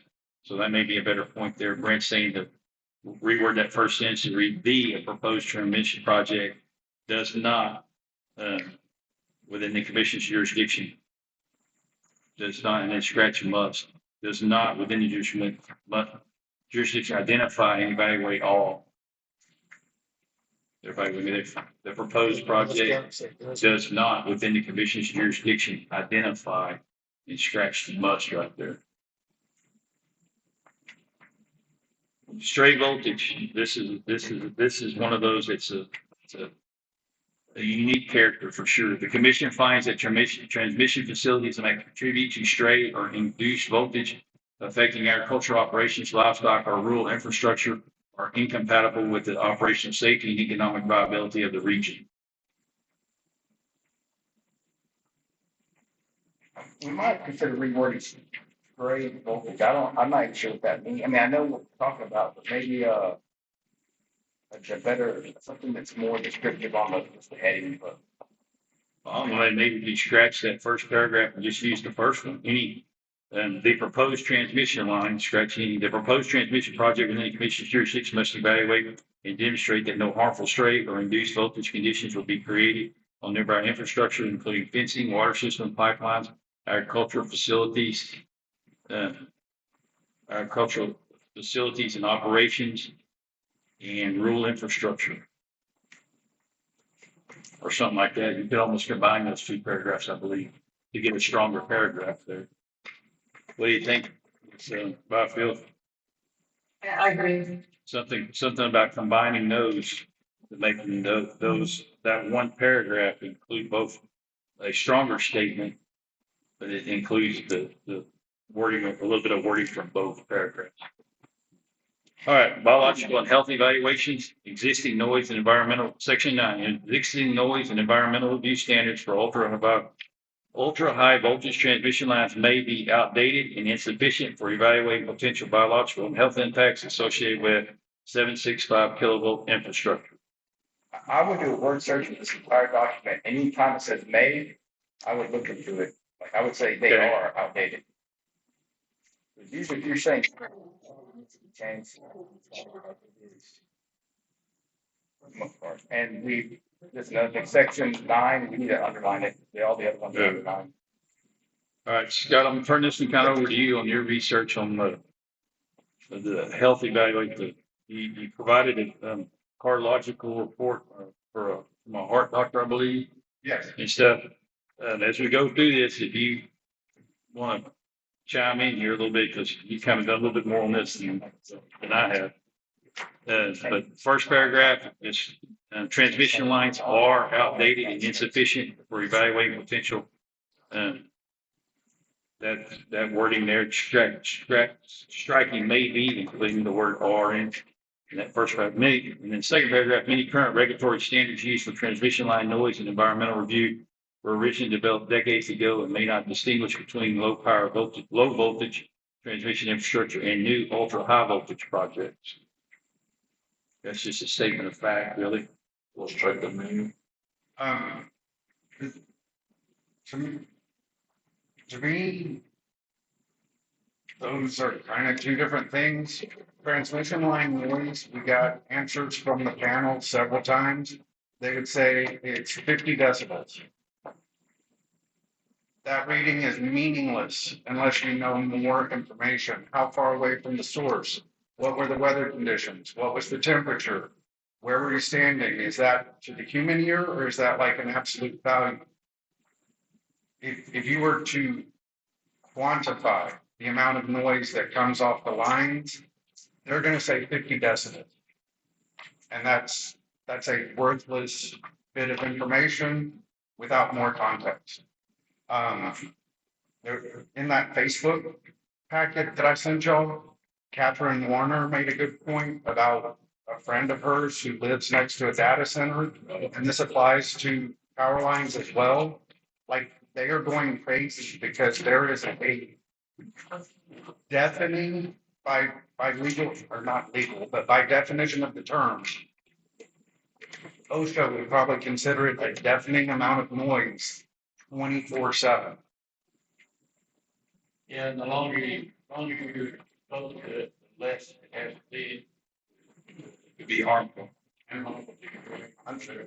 On the drive up here, my mom was telling me about a friend who had like a residential power box, whatever, put in next to their property, and it bothers them 24/7. And that's just, like a little residential. Not the size of the table.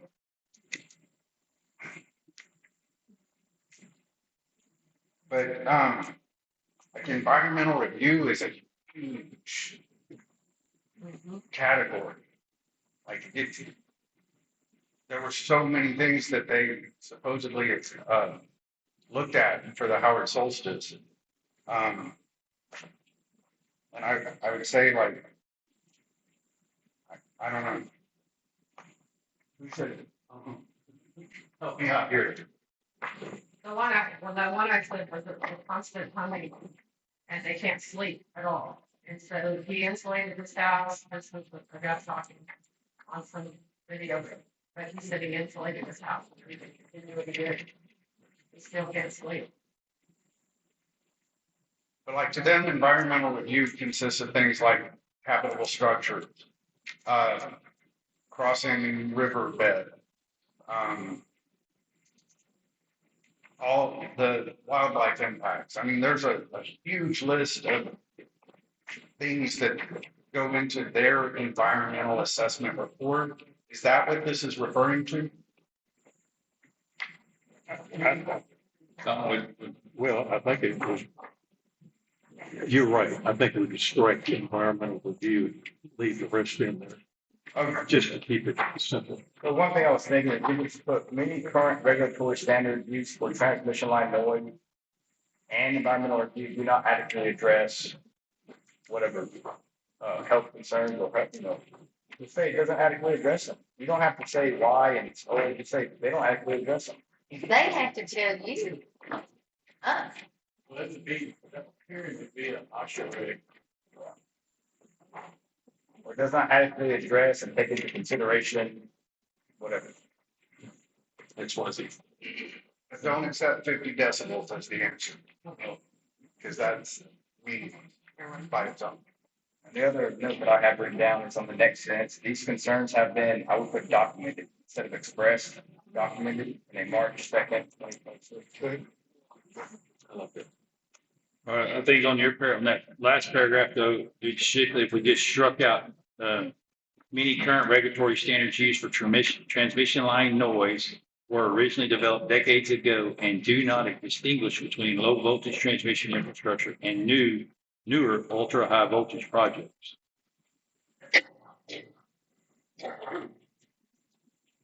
We simply don't have them in Texas. Right. And then in the next paragraph, the concerns have been documented, striking the words expressed, documented in March 2nd, 2026, Minnesota line filing by Dr. Bergman, Bergman, Executive Secretary of Minnesota Public Utilities, by retired cardiologist Dr. Johnson, former, just a statement of fact there. Any proposed transmission project within the commission's jurisdiction must identify, evaluate, and critically analyze existing professional studies, papers, and reviews regarding biophysical and impacts of 765 projects, including the reference filing by Dr. Johnson. That sentence right there, the first part of it, any proposed transmission project within the commission's jurisdiction must identify, evaluate, and critically analyze. You can take that statement right there and put it in several other issues we've already gone over, and it would make it great. Like, they have to do this, in all those issues. It's a very well worded sentence. That one right? Good. Yeah. That's a good one. I just think like that previous wording in that sentence is very good, but on several others we've already gone over. And because it kind of wraps up, they must identify, evaluate, and critically analyze every issue you talk about, what we really want them to do. Sure. To sum it up as well. Okay. Pipelines, section 10, pipelines. I would put the again, I'd strike out any and just say the proposed transmission project must identify and evaluate all existing pipeline infrastructure within the adjacent to proposed routes and demonstrate that the construction and operation of the transmission facility will not create risk of induced current, erosion, physical damage, or reduced integrity of such infrastructure. I think that's pretty strong right there. Yes, ma'am. It's going to do that to pipelines. What does it do to residential things? Our pipelines are, I mean, if it's going to corrode a pipeline, why wouldn't it corrode everything? Even like our, domestic, I'm trying to talk to rate, Yeah. which aren't very great. Judge, there's another place, like the same good sentence, must identify, I would put comma, evaluate, comma, and critically analyze. The critically analyze wasn't included in this, all existing pipeline infrastructure. Where it's just a good statement to have on every issue. Okay. Do you agree, Margaret? Yes. Agreed.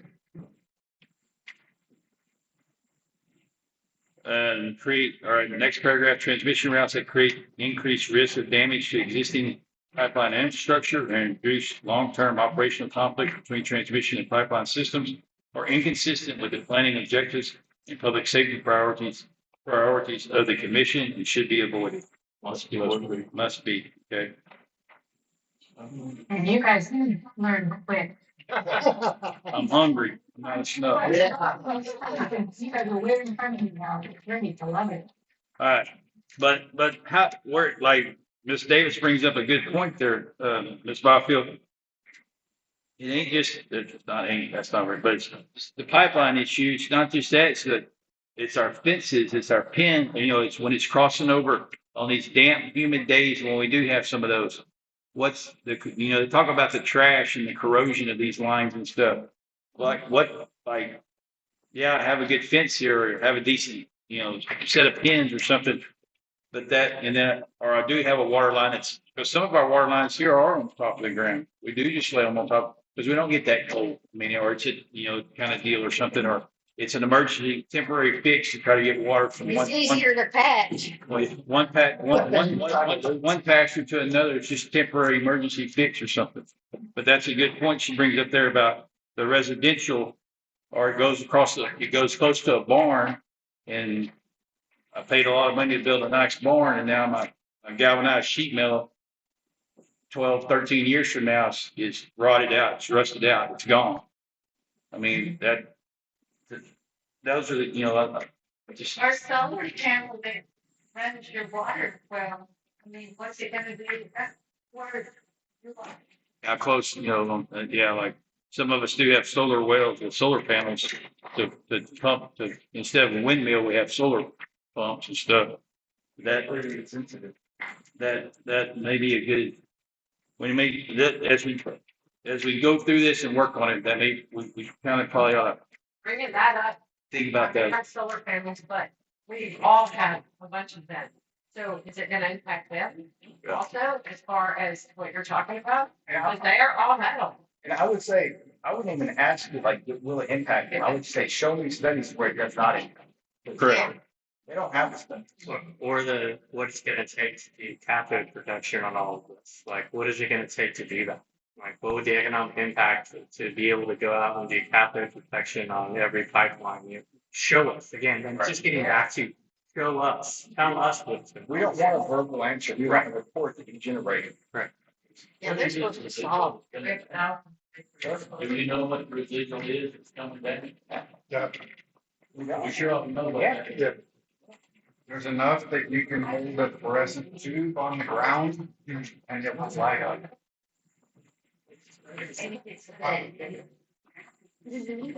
Some of those solar panel pumps, they could even like me somewhat close. They're pretty sensitive. You have static electricity, you have a pipe, instead of pipe in. When the wind blows over it, it creates static electricity. In all your pipelines, you have to have static protection. Put in various places to protect the pipe, right? Because anywhere that there's a, let's say, pipeline across the creek, it's gonna be wet. Static electricity that's from the surface pipes goes into that pipeline, and it goes down that pipeline, and then when it gets to the wet spot, then that it'll start jumping an electrical charge to that. Every time you jump the charge, it affects a particle of metal with it. So over a period of time, it jumps, and you're gonna have a whole. Well, and like Judge Schuster was mentioning, this is a living document, like a work in progress. So I'm sure if we find more data about certain issues, definitely send it our way. We'll put it in here, include it. And I think that PPF policy paper will likely have a lot to put in there as well. Static electricity is gonna be. There's no way it can. All right, section 11, we're getting close.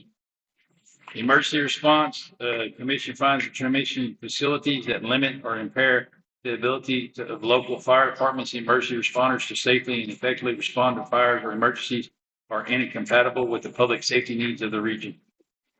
I think this was on the Encore deal the other day. A lot of this, when a question like this kind of come about or concern to be addressed by the Encore folks, their template answer was that was addressed fairly well in the hearings. So you're kind of like, okay, but Ms. Byfield said, well, you're not in the hearing now. Yeah. You're not here to represent Public Utility Commission. You're here as Encore to answer our concerns and questions and so forth. So I think as this moves forward, we need to just be very prepared, because they'll say, well, that was addressed in the hearing or something. Well, that might have been addressed in the hearing, but we weren't the hearing. Say, well, This is our hearing. So you can inform us then if you're there. Yeah, this is our hearing kind of deal. So I think number one's pretty good there, that first paragraph. And then again, I would say probably scratch any right there and put the proposed transmission project must demonstrate that emergency response operations, including firefighter activities, can be conducted in compliance with applicable safety standards, including OSHA requirements, without undue restriction or increased risk to responders. This was discussed in Stephenville some about fighting and traversing underneath the lines during a fire or a windbreak. Because now, since Tyler's lived in Lubbock and they remember the Panhandle fire they had about a year ago up there, it was a down transmission line, a big powerful line that broke because the fire burned up quite a bit of the Panhandle. Now, I believe when the wind gets over 60, they shut off the power. So Tyler's like, well, the wind must be picked up somewhere coming, because my power's shut off. But they'll shut off the power until the wind, once it's reached a certain miles an hour deal, I don't know what it is, but they're shutting those transmission lines off. So part of Lubbock, we be without power for an hour or two while they're waiting on the wind to settle back down. But I don't think it's demonstrate that all emergency response operations, including, I wouldn't put including firefighting. I would just put all emergency response operations, whether it's EMS or firefighting, whatever. I got to thinking about, can they can they safely drop fire retardant across the top of these lines? If they're trying to drop a line to create a barrier and they have to cross the line, can they safely drop the retardant over across? What's it going to do to their lines? Because they're not tall enough for that airplane to be under below it, like a crop duster. He has to be above it. But when they drop a fire retardant, regular water, they probably say it's just like rainwater, but a fire retardant, they're actually dropping a fire retardant somewhere to try to stop it, to create a line to stop the fire. The fire retardant, I got thinking about that. And something I mentioned the other day was biological impact. Anthrax. We go to poking these holes everywhere and moving these vehicles up and down the right of way and stuff and so forth, the equipment. It's a known fact. We have anthrax out there where we are. We vaccinate our livestock for it every year and so forth. Some parts of the county, it's not as strong as it is in other parts. Are they going to traverse this and take it from where it was a severe issue, problem, or concern and reintroduce it to somewhere where it's not? As you know, the anthrax region is pretty much from the west, the Nueces River west back towards Ozona, Sonora. But it may be in some areas where they haven't had any issues forever. But now all of a sudden we've disturbed all this soil and everything, and the contaminants are now on the people, on the vehicles, on the equipment, and so forth. So something else we could address maybe in our biological thing. I didn't even think about that while ago. With was the anthrax issue. The next paragraph there is transmission routes that introduce increased wildlife risk or restrict firefighting access, suppression tactics. There it is. Or emergency response capabilities are inconsistent with the public safety activity. The commission should be avoided. And needs to be avoided. Needs to be, okay. But shall be avoided. Should. Well, just Or must. routes must not. Shall. Shall be avoided. Not should, shall. Or right, but must not. must not. And then introduce increased wildfire risk or blah, blah, blah, blah, and then just put a period up. Did you write all that down? Did you write all that down? I didn't. What are you mumbling down there? Transmission, the last paragraph we just read. Transmission routes that introduce increased wildfire.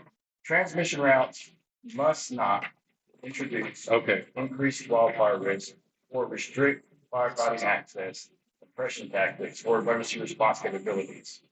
And I was just put period. And then, or emergency response capabilities, period.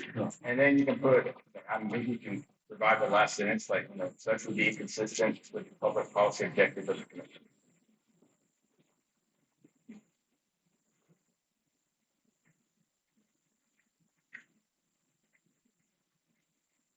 Okay. All right. There's something, but it's only specific to Kenny County. I don't know that it covers you guys. Kenny is a very poor county. For what? Poor county relative to the state. And so, right, the line, these are stressing our emergency responses. We can barely afford it the way it is. So you're putting extra stress on some communities that are not rich. communities. State parks this year. That's going to be a huge burden on us because the entrance will be on us. Sidetrack, squirrel, saw squirrel, but the state park is really making me very nervous about the Parks and Wildlife. I've been in contact with them, but yes, that's. Not going through an all rich county, you're going through a poor county. That's a good point. Sabinal, our firemen protect all the way to Pearsall Road, 140, and that's way out there. Yes, we're relying on 5 loyal firefighters that are well over their 50s. So it's a good point.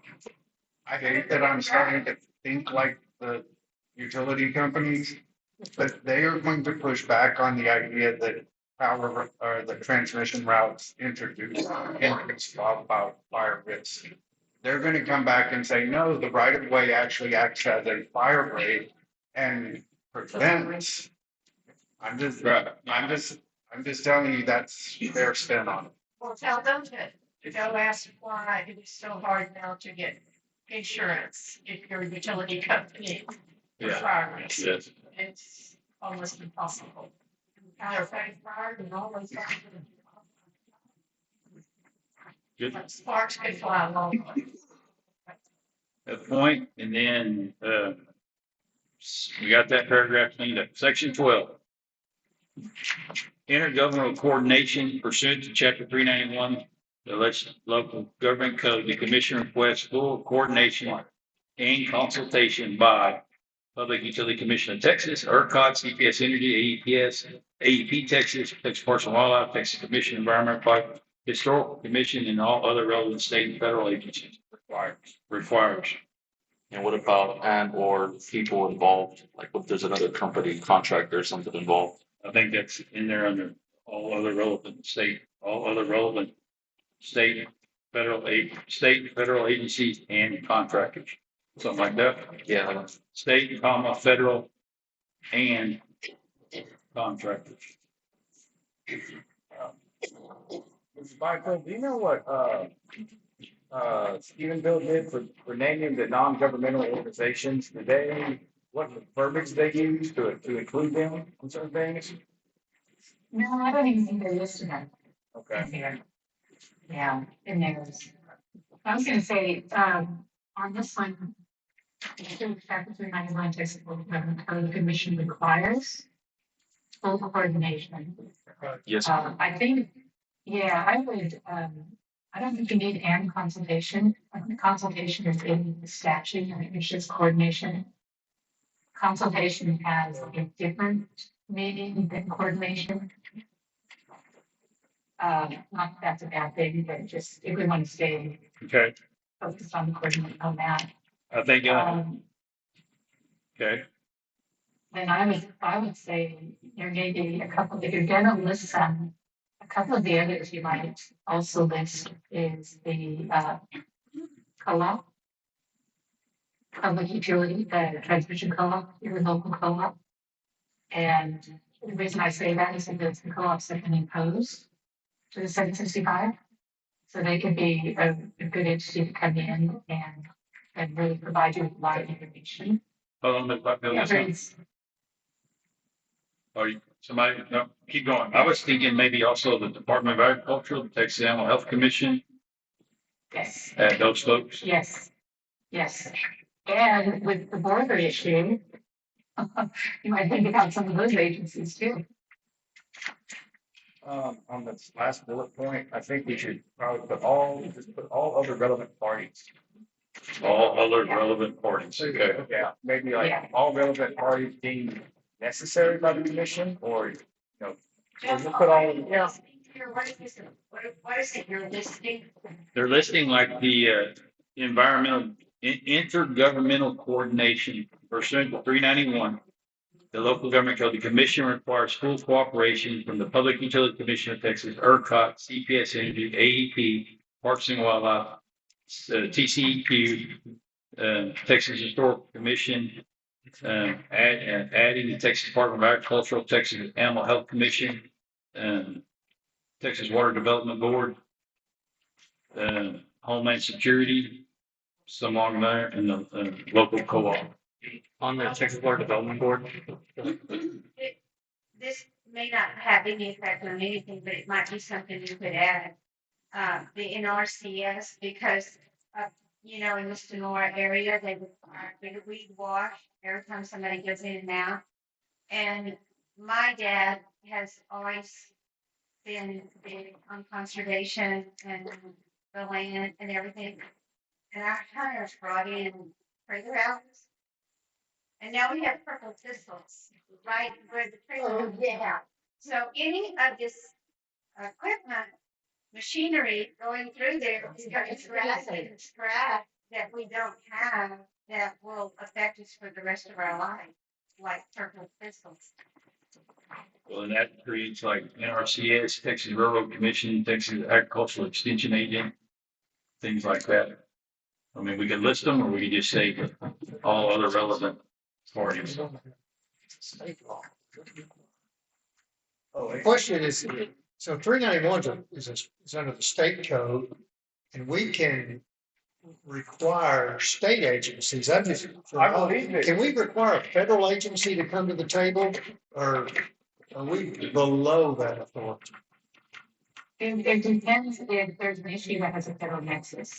So if there's a federal nexus, like if they need a tape permit, then yes. clean water permit, EPA, yes.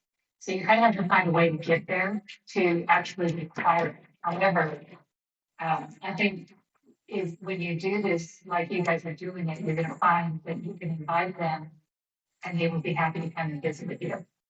So that's really probably the situation. Okay. The Homeland Security, Brent said DHS. Yeah, yeah, I think it would definitely be worth an invite. All the agencies. And there may be a way to find the federal nexus where you can require it. And I actually think they might just be happy to come and visit and provide you information. And I also ask a question, and Brent, I might throw this to you. Section 12, when it says intergovernmental coordination, I think we could strike intergovernmental. Because when I read intergovernmental, that already eliminates CBS and ADP. And so we just want coordination. Byfield? Does the 391 have the authority to compel the cooperation of WSP, Gary McClanahan's company, or is that considered too independent? Who is that? The guy that did the routing studies for Gary McClanahan? He did the route evaluation for CPS AEP. He was there for witness, I guess. I don't know if the 391 would have the ability to compel his cooperation or his company's cooperation, but most of the problems originated with him. No, they don't have the ability to compel it, but they can certainly have that conversation with anybody who relied on his information. Which would be AEP, CPS. Okay. And then highly recommend that they bring their expert with them. Yeah. All right. Got a few bullet points there we can add and clean up. And then the last paragraph under there says, the commission further requests that no final route determination be approved until all affected local governments and regional planning entities have been afforded meaningful participation and review.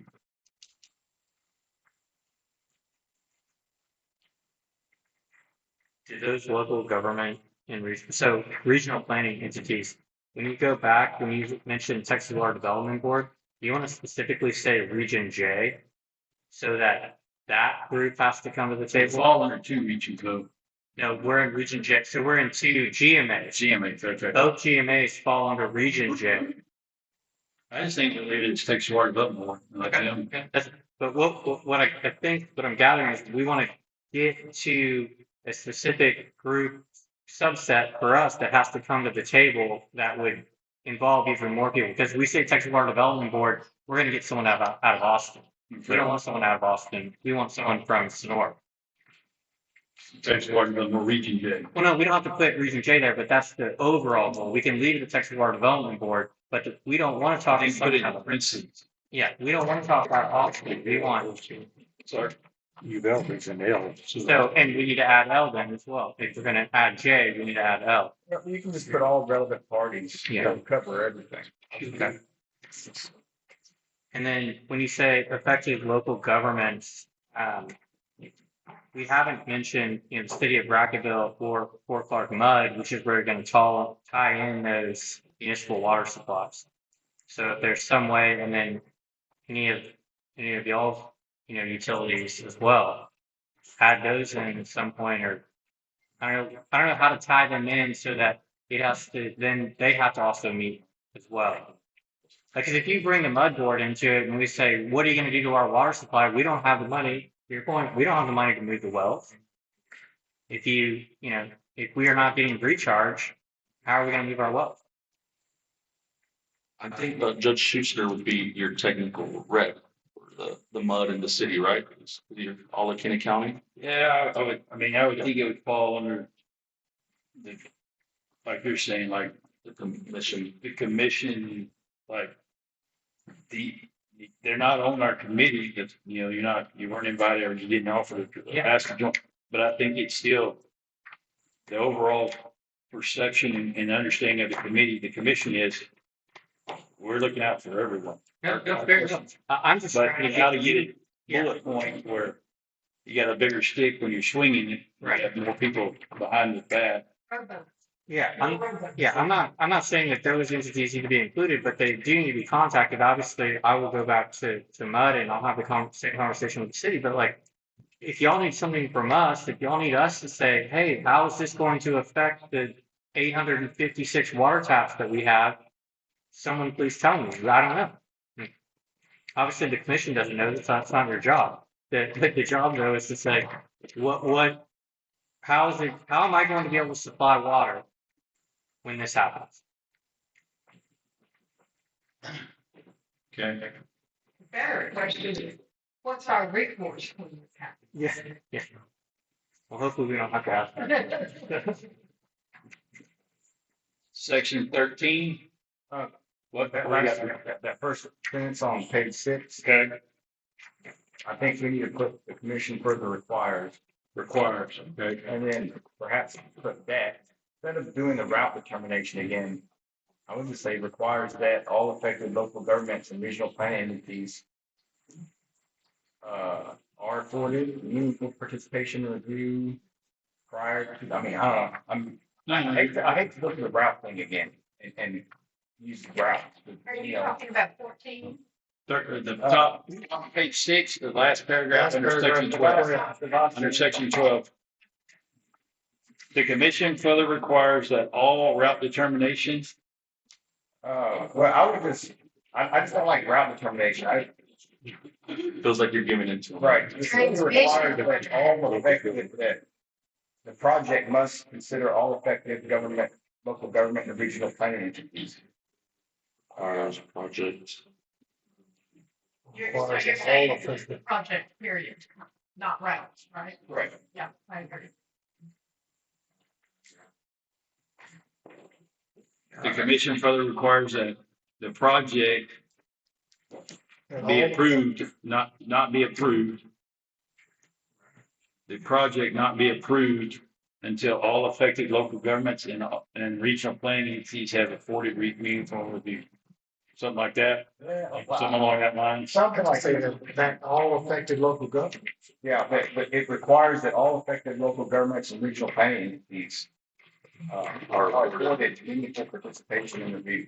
So you're just saying strike, no No final. final route Right, I determination. don't want to give a condition of like, oh, if we do this, we can do it. No, I agree, but we're just striking it. We're fixing Right. one. Nothing.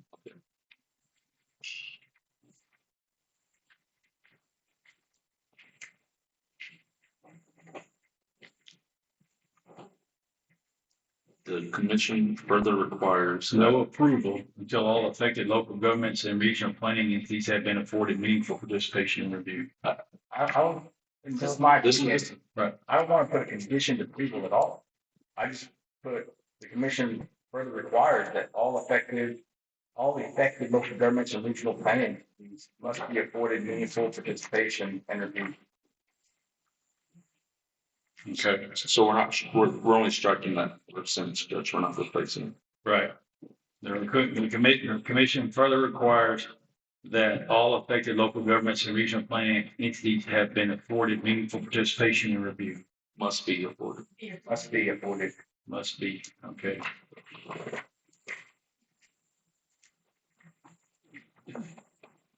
All right, moving on to section 13.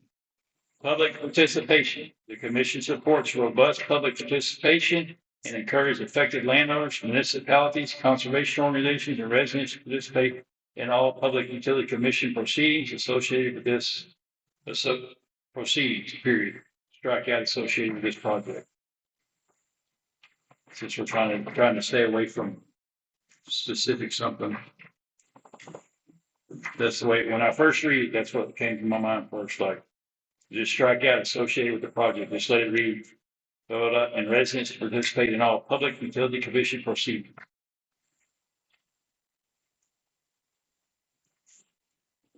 No objection? All right. Section 14, they're getting weaker. Ms. Byfield, they're getting weaker. Hurry along. Section 14, least harm alternatives. Now, this is where, to me, when I read that, without reading the paragraph, we're giving in. I think so. Alternative I can solutions. just take that out and take it out. Strike that whole section 14. All right. Yeah, let's strike. Strike the whole thing. Ms. Byfield, they want to strike all of 14. There are no alternatives. There are no Except no alternatives for project. us. That's what you told us 5 hours ago. Section 14, we can have, if this route is approved, you will have to live with Mrs. Brown.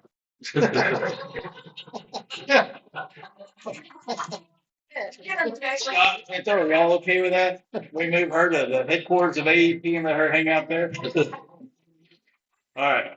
Section 15, conclusion. This is going to be a summary, and I think this could get very long. That's drawn gonna be out. section 19. Striking 14. It's gonna be. Yeah, it becomes 14. But I think for tonight's purpose, this could get really long-winded. This needs to be where we summarize what we've approved in the above 12 statements. We summarize that. You agree, Tom? So you want to I do? mean, I don't know that we need to go through it tonight because I see that as we clean this all up and get a whole new draft. yes, and then We reread it and And we're then- gonna come up with one conclusion. yeah, And then we'll approve it and decide on it. yeah, we can. We'll work on it.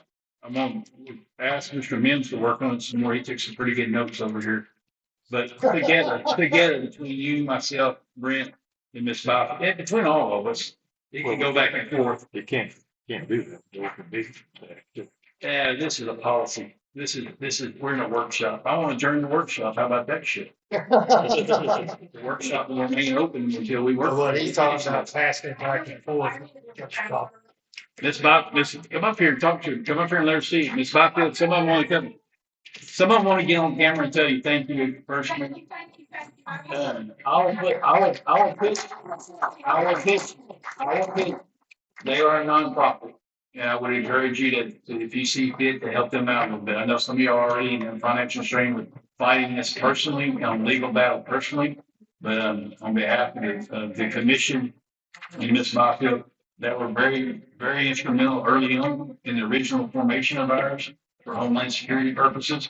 But Mr. and Ms. Byfield, and I don't open this up to Zoom to everybody because I feel like this is very near and dear to you. You should come here in person and visit with us. And if you have a problem with that, you can take that up with me. But as far as trying to accommodate, I did invite Eddie Morales this evening. And he said he would be in Austin, but he thought he could be here in time or send someone, but apparently he didn't. But I did have a phone conversation with him on Thursday or Friday last week. And we talked about this and so forth. As you know, he did write a letter the other day, kind of asking for a route somewhere else, now that it's written to go through the middle of his district kind of deal. But I did reach out to him, Ms. Byfield, and like I said, Representative Hoffman was stuck in Austin this week as well. He's been there since last Tuesday, I believe he told me. But his office staff has already gotten off the call. But other than that, the conclusion we'll have it and everything, and we'll work on making copies for next week. I kind of thought about making copies, and I was like, we get too much going on in this deal, but we're good. You're the hardcore group, and you're the steady group with us. Historical Commission, Ms. Moore, do you have any kind of cemetery documentation? So we're going to have to rely heavily. Are there plans to go near our cemetery here? It'll be just north of town, just north of the substation out here. That's another thing they haven't talked about. Is where they're going to put substations. They're going to have to tie this into something to push it back up and get it back out there. They haven't even built. If you read through some of this stuff, and believe me, kudos to Scott Brown. Holy shit, holy shit. But if you read through this stuff, yeah, if you read through this stuff, they can't even accept 765 power out of Fort Stockton plant. They have to build a plant to accept the power. So why are we not building a gas plant out there to burn gas out there? We got it lit up like New York City during the night out there burning gas.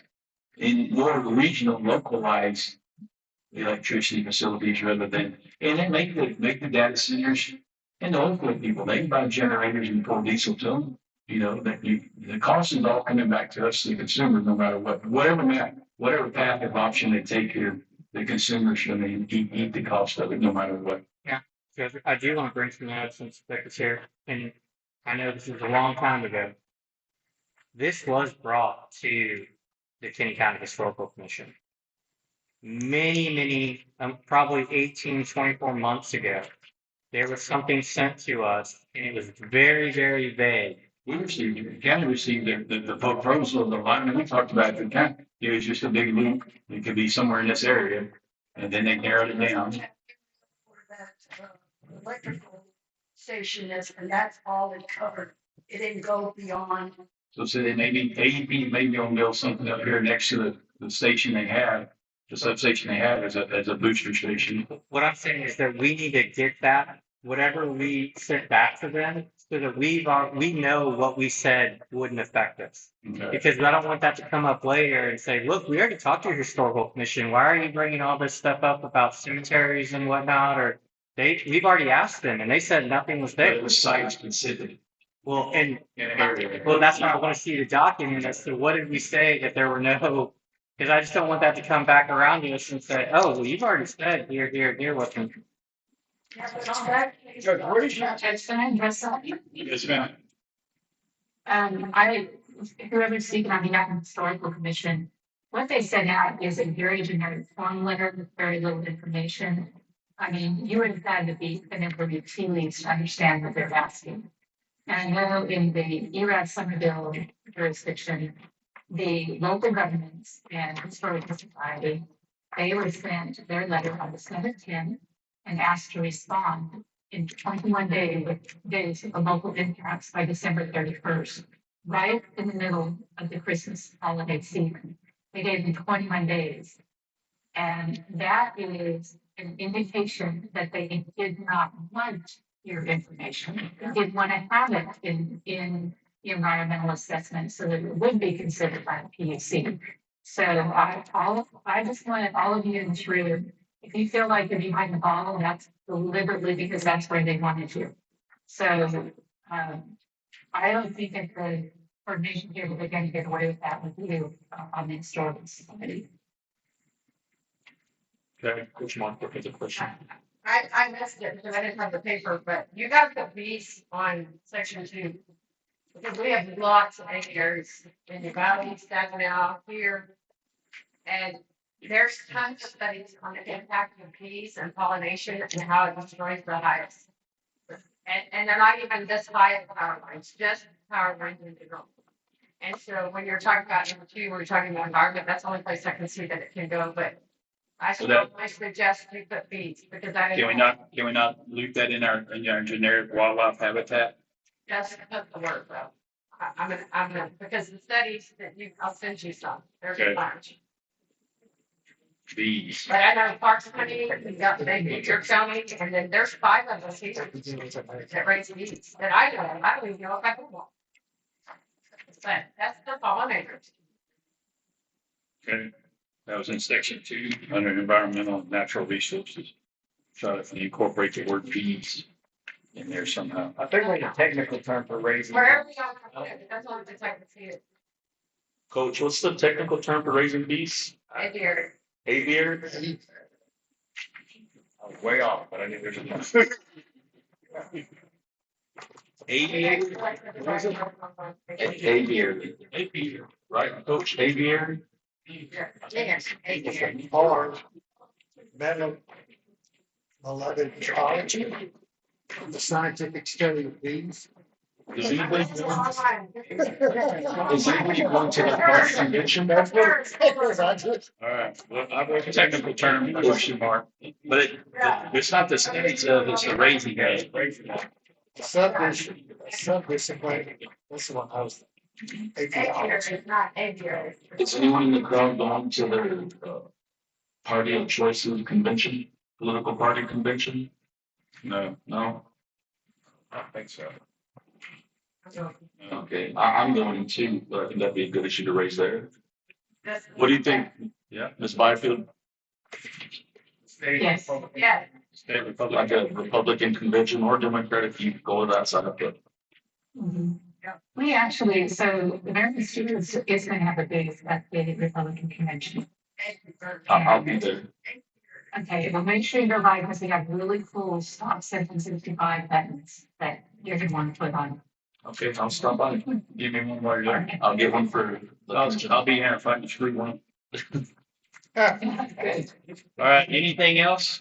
So, June 10th, 10 o'clock and 7 out at City Hall right now. yes, It'll be our actual, June 10th at 10 o'clock, yeah. We'll actually have to post that by the bar. Huh? We'll actually have to post that by the bar. the meeting, yeah, we'll have it posted. By the 4th, by the 4th. It's 3 business days, right? Yeah, 3 business days. It's on our calendar. You're right. It's on our calendar. By Thursday. Yeah, we've been working on the agenda and Becky was working, we're trying to put some sort of minutes together. I don't know if you worked on anything or whatever for the last meetings. I can, I have minutes, just, need some help. yeah, I'll do it. Need some help. All right, anything else? Can I just accentuate? Okay, Ms. Byfield, we'll let you go. You can go work on dinner. Thank you so much and good luck, safe travels and June 10th, if you want to join us Zoom on June 10th, I'll send you, we'll do a Zoom link, but if you can be there, we appreciate it, but if not, we'll try to always have a Zoom link for y'all and our other non-voting members. All right, thank you, Ms. Byfield. And I'll see you in Houston. All right, Scott, what do you got? I just want to. Hold on. Scott, get your mother under control. Get your mother under Point your control. attention to the endangered species report I sent to y'all. That seems to be a really big key to possibly slowing this down with the take permits and whatnot. I identified some of the species that are Texas listed, but not federally listed. And the applicants admitted they only looked at federally listed species when they were taking stuff into consideration. So the key is to find local species that are protected in Texas, but not federally. And then they have to get a take permit for every single species. That can take months. Hopefully, watch the U.S. counties meeting with U.S. Fish and Wildlife. Sorry. You watch the U.S. counties, 391 meeting with U.S. Fish and Wildlife was there, and it was pretty informative. They invited Fish and Wildlife and Texas Parks and Wildlife, and Texas Parks and Wildlife did not show up for the ERAT summer bill meeting a couple of weeks ago, about a month ago now, probably.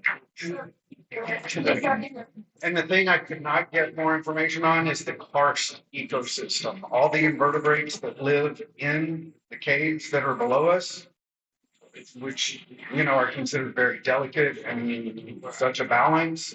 If someone has a resource that could discover those types of things. So when we talk to the conservation districts consultants, they're gonna be our best option to find. So I'll add that to the list when I talk to them.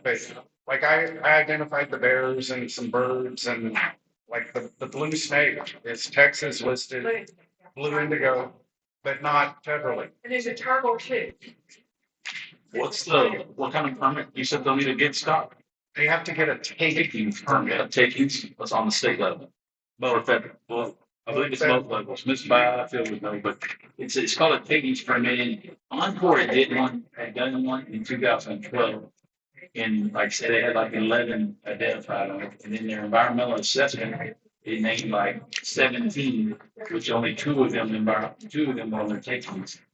So if they're not on their takings, then they have to turn around and do a study, and it could take 18 to 24 months. And so, our big one is the golden sheep warbler out there, kind of on the western side of my county, and back through Valverde County and stuff, that golden sheep warbler. But they, if you remember when they were working on 277, they shut it down for 3 or 4 months. While they trying to relocate the golden sheep warbler. Yes, ma'am. The Hurwitzes, Yes. Sandy and Leslie did some kind of study out on their place and they found Sabinal coneflower or something that they thought was extinct and it's actually out on their place. And so they had somebody do a report. Call Leslie and make sure y'all get that report. It's going real close to them. They did a survey out. Sabinal what flower? Coneflower? Sabinal coneflower. I will look it up. But if you want Leslie's number, contact her because she got them to study. They had somebody actually come out here to study. All right. Thank you. Stuff was never done before. All right. We're ready. Hey, I'm gonna entertain a motion to adjourn. If you want to stay here and visit about screwworm, I'll give you an update on screwworm. So moved. So moved by Commissioner Gomez, second by Commissioner Mims. All those in favor say aye. Aye.